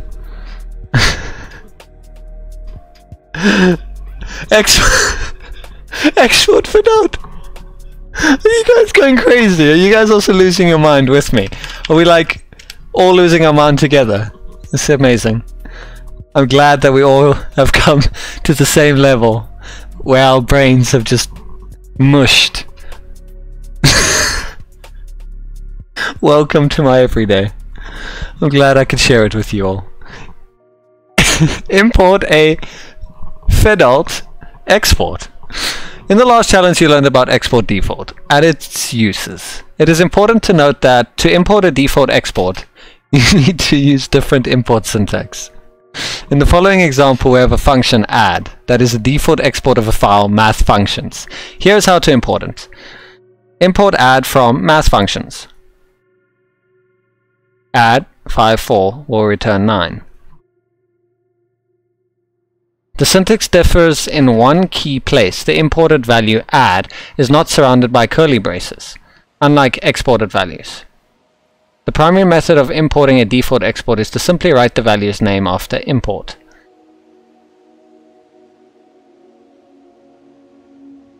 In the following code, please import the default export subtract from the math functions found in the same directory as this file. I can't wait for Detmano learning about closures. Closures! Yay! So wait, please import subtract from math functions. Nailed it. Oh god. Why can't I not subtract? He attack, he protect, but he cannot subtract. Fine. There you go. Hey, we did it! We completed year 6! Oh! Amazing! This is the part where my brain turns to mush in like the first lesson. We are going to be doing regex. Not today though. Also known as regex or regxp if you want to level up your, abilities. Actually short for, regular expressions. But wow. I genuinely do not know barely anything about regex. Yeah. Well, you and I both. I have never worked with them aside from, trying to find something like star.star or star.extension. That's literally all I know. And I guess it will be kind of important for something. I don't see how it's ever going to be important for my own stuff that I'll be creating. But I know that it can be important, especially if you're taking user input and trying to sanitize it and whatnot. So I'll rather go through the course and know it, and then maybe one day it comes in handy, than not do it. Especially since they might, build a project that requires regex and then I won't be prepared for it. Which they most likely will. It's not used that often. Some people say in most cases you can do without. Yeah, I'm pretty sure you can. But it's cool to know. Because it's used in a lot of different environments, and maybe one day there will be a client that somehow needs it. I won't need it for myself specifically, like I'll purposely work around not using regex, because there are many different ways. But I'm sure it can be handy, especially for like manipulating the DOM and stuff with regex, so finding all of X. Even though, yeah, I know you got classes and then you got jQuery and all that, but you never know, maybe it comes in handy. But yeah, they say if you have a problem and want to solve it with regxp, you have 2 problems. That's funny. That's good. You know what I want to do? We've never raided before. So while I'm still live on the stream, let's go and raid someone who's doing web development. And let's go raid them.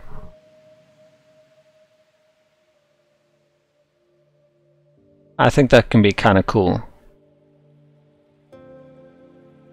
So let's find someone that's doing web development that doesn't have that many viewers. Hey, someone else is on FreeCodeCamp. Oh no, I thought they were. Yes! Oh, that's me! Let's raid myself, guys! How about this guy?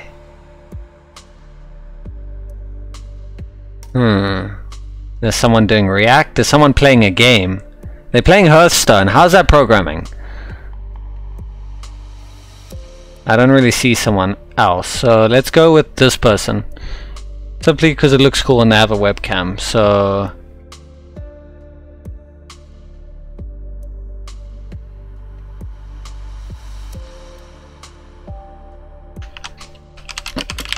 now let's just figure out the command to raid.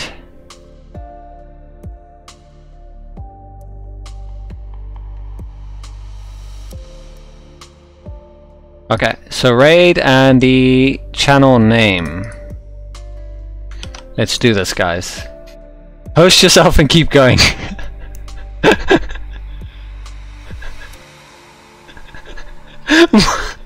More stream. I can't. More stream. Let's get our brains to the next level of mashed potato.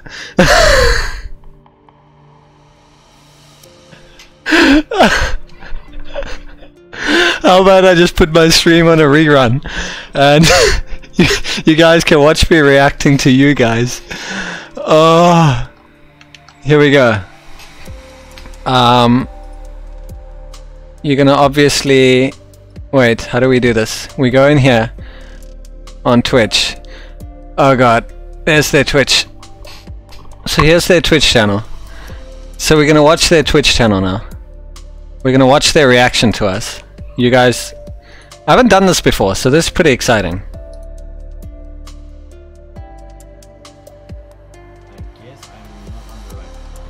Let's turn our music off. Okay. He's gonna get a fright of his life. Look at him. I think he's German! Christopherus is gonna love this! Let's go! Raid! Get my head on the right track again. Is it working? Think clearly. He's gonna think clearly! Be back in life. I think he's also... No, don't leave! Don't leave! 3 minutes. Don't leave! So, yeah. No, why is he leaving? No! No, wait! Be right back. No! Why have you done this? I see myself there. Are we, did it raid? Did it work?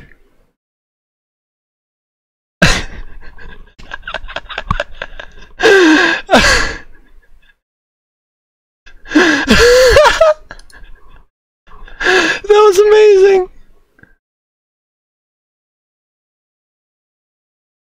Oh. I'm supposed to... Did it say anything in chat for you guys? You already have a raid in progress. You guys should be seeing his chat now. If it worked correctly.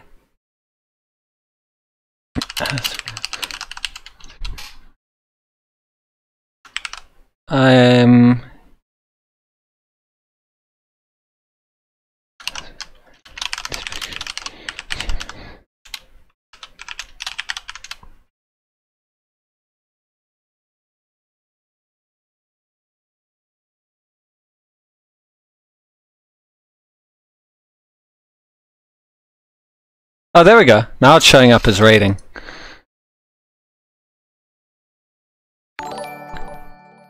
And he's not gonna see it! He's not gonna see it because...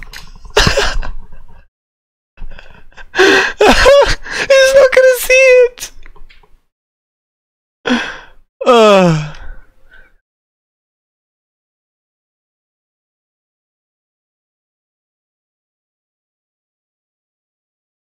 Right?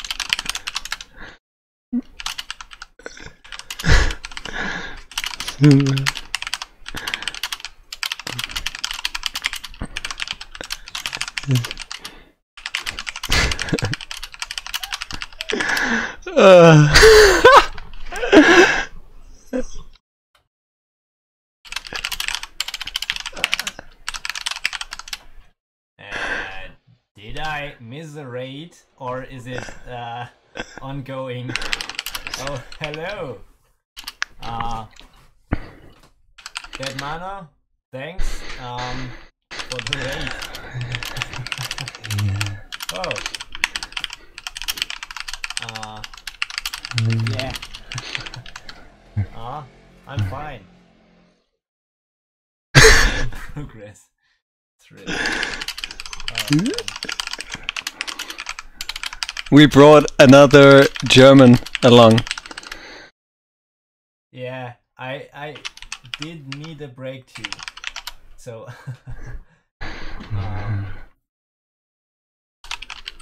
what's he building? Another German. I think he took offense to that comment. Another German. Is German, I guess. So I'm building an overlay for Twitch. Oh, an overlay. That's pretty exciting. Yeah, that's the that has just the same things as other overlays, like the alerts, the text boxes, and you can add all different kinds of things. And then you can also add like mini games.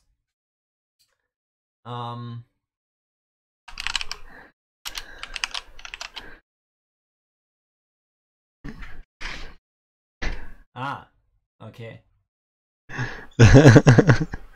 Yeah. Is he impressed with us? Like these. This is weird. But, also streaming a streamer. And you can create your own mini games. At the moment, it's just a preview, but you can move your names on screen with like typing. Okay, something broke. Okay, yeah. Sorry for that. Something broke. So I don't know why it broke. Why are you breaking things, Verani? Oh, yeah. Okay, it broke off because of the raid. Ah, the raid broke it. Okay. We broke it. A thing that I have to fix. Yeah, but now you can try it. Yeah, you broke it. Like move minus 100.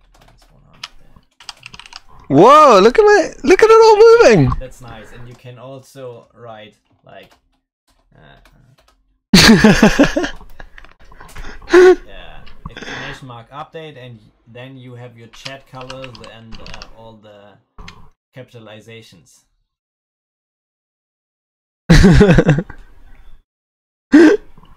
So yeah.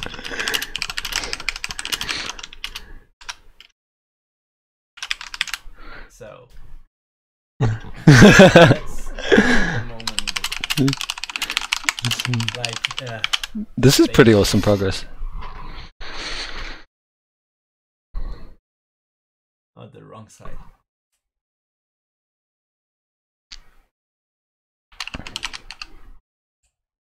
Yeah, but it's still, I still have a very long way to go. So yeah, but I think I can get there someday in the future.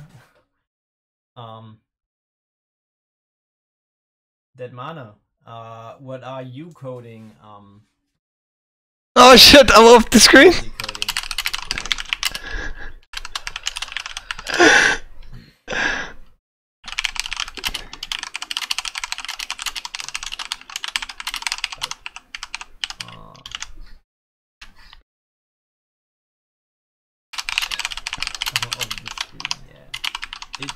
Just goes a little off screen. I don't think you can move too far away. Like, let's try that. Oh, okay, no, I didn't fix it. So you can move far off screen. Yeah.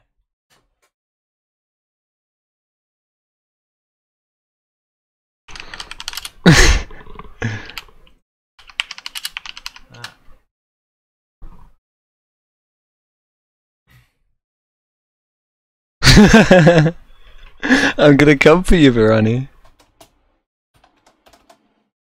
So,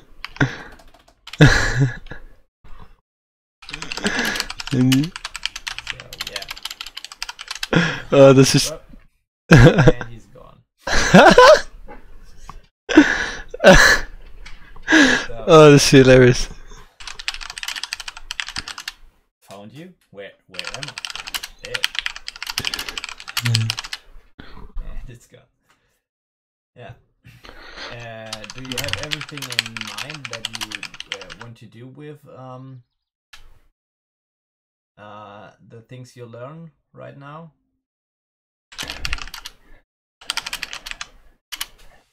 Yeah.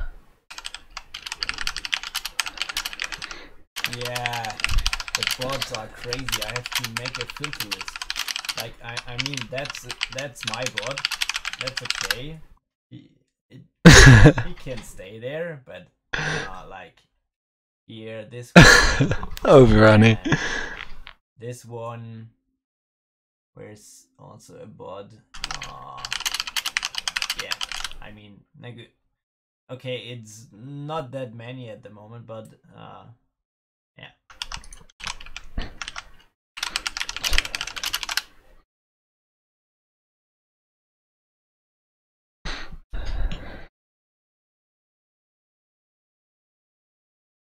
Oh, the 100 days of code challenge. Yep, that's what we're doing. Bot list. Ooh. That sounds nice. Oh, Christopher's.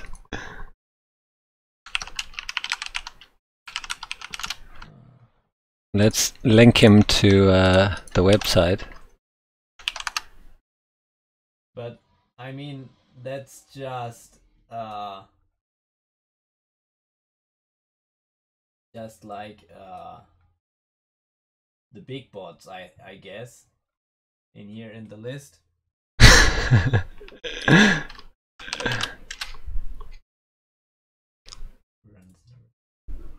Which Reddit? Yeah. Let's just welcome here. Oh, he's reading the challenge, boys. So at least he's got that going. This is weird, streaming a stream. Tweet your progress every day with. No. You guys can still hear me, right? Okay, maybe I tackle that in the future. Oh, he doesn't want to tackle it now. He's already doing it. It's just 100 days of commitment. I can do it now because I don't have much time on my hands. Yeah.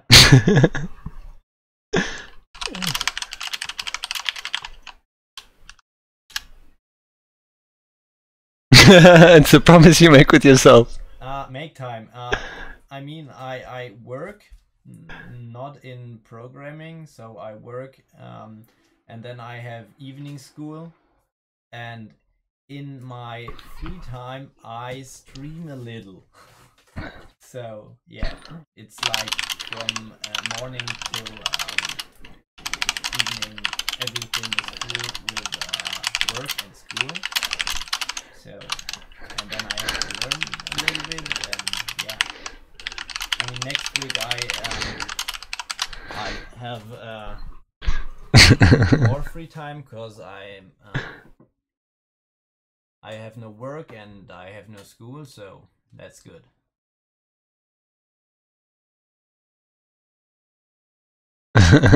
It seems like he's got a lot going on for him now.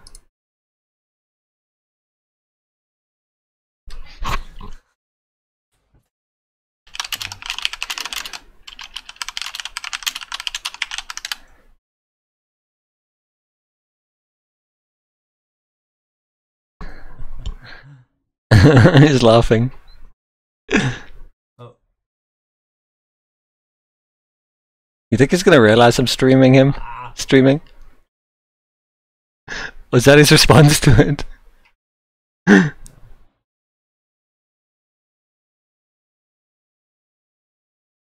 The Twitch API. I don't use directly the Twitch API. I use like wait, where is it? This thing here. It's TMI. So it's the a library for it. API for Twitch. So yeah. It's a library that interfaces with the actual API. IRC with some additional functions, so this helps. Yeah, with WebSockets, that's nice. And also this I can't talk anymore. This thing is also working with WebSockets a lot. And this thing too. so that everything is communicating with each other.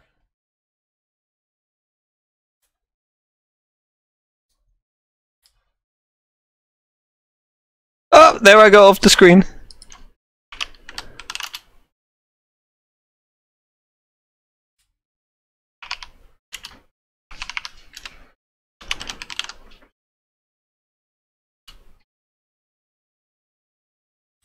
Oh no, I wouldn't.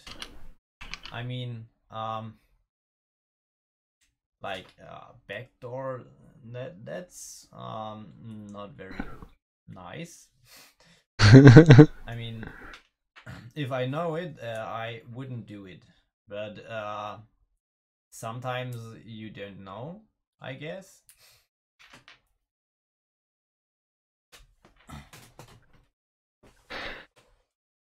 Whew. Okay, well I think I'm gonna end things off here for now.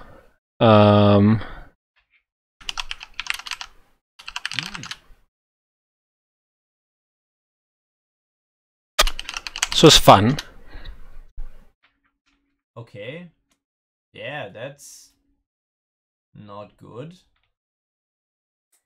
But why you would install a bot?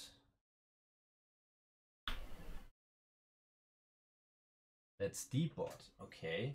Wait, is it in that list? Oh yeah, it's in that list. But oh yeah, you have to pay for it. Yeah. Cool. So that was our little raid, our first time raid, giving some love to the community, back to the community, and that was a lot of fun. I'm not gonna lie. That was interesting. That was exciting. But I'm gonna end things off here for now. We've got the regular expressions that we're gonna be doing tomorrow. Really excited for that. Not really. But I know I'm gonna have some kind of help, potentially. So there's that at least. And hopefully it's not too bad. I know there's just a lot of characters that mean things and I need to understand. It's kind of like learning maths all over again. This character means that, this character means that. It's gonna be fun. But yeah, that's for tomorrow. I'm looking forward to it. Thanks for all the support once again, guys. I really appreciate it. And I will see you guys tomorrow. So bye for now.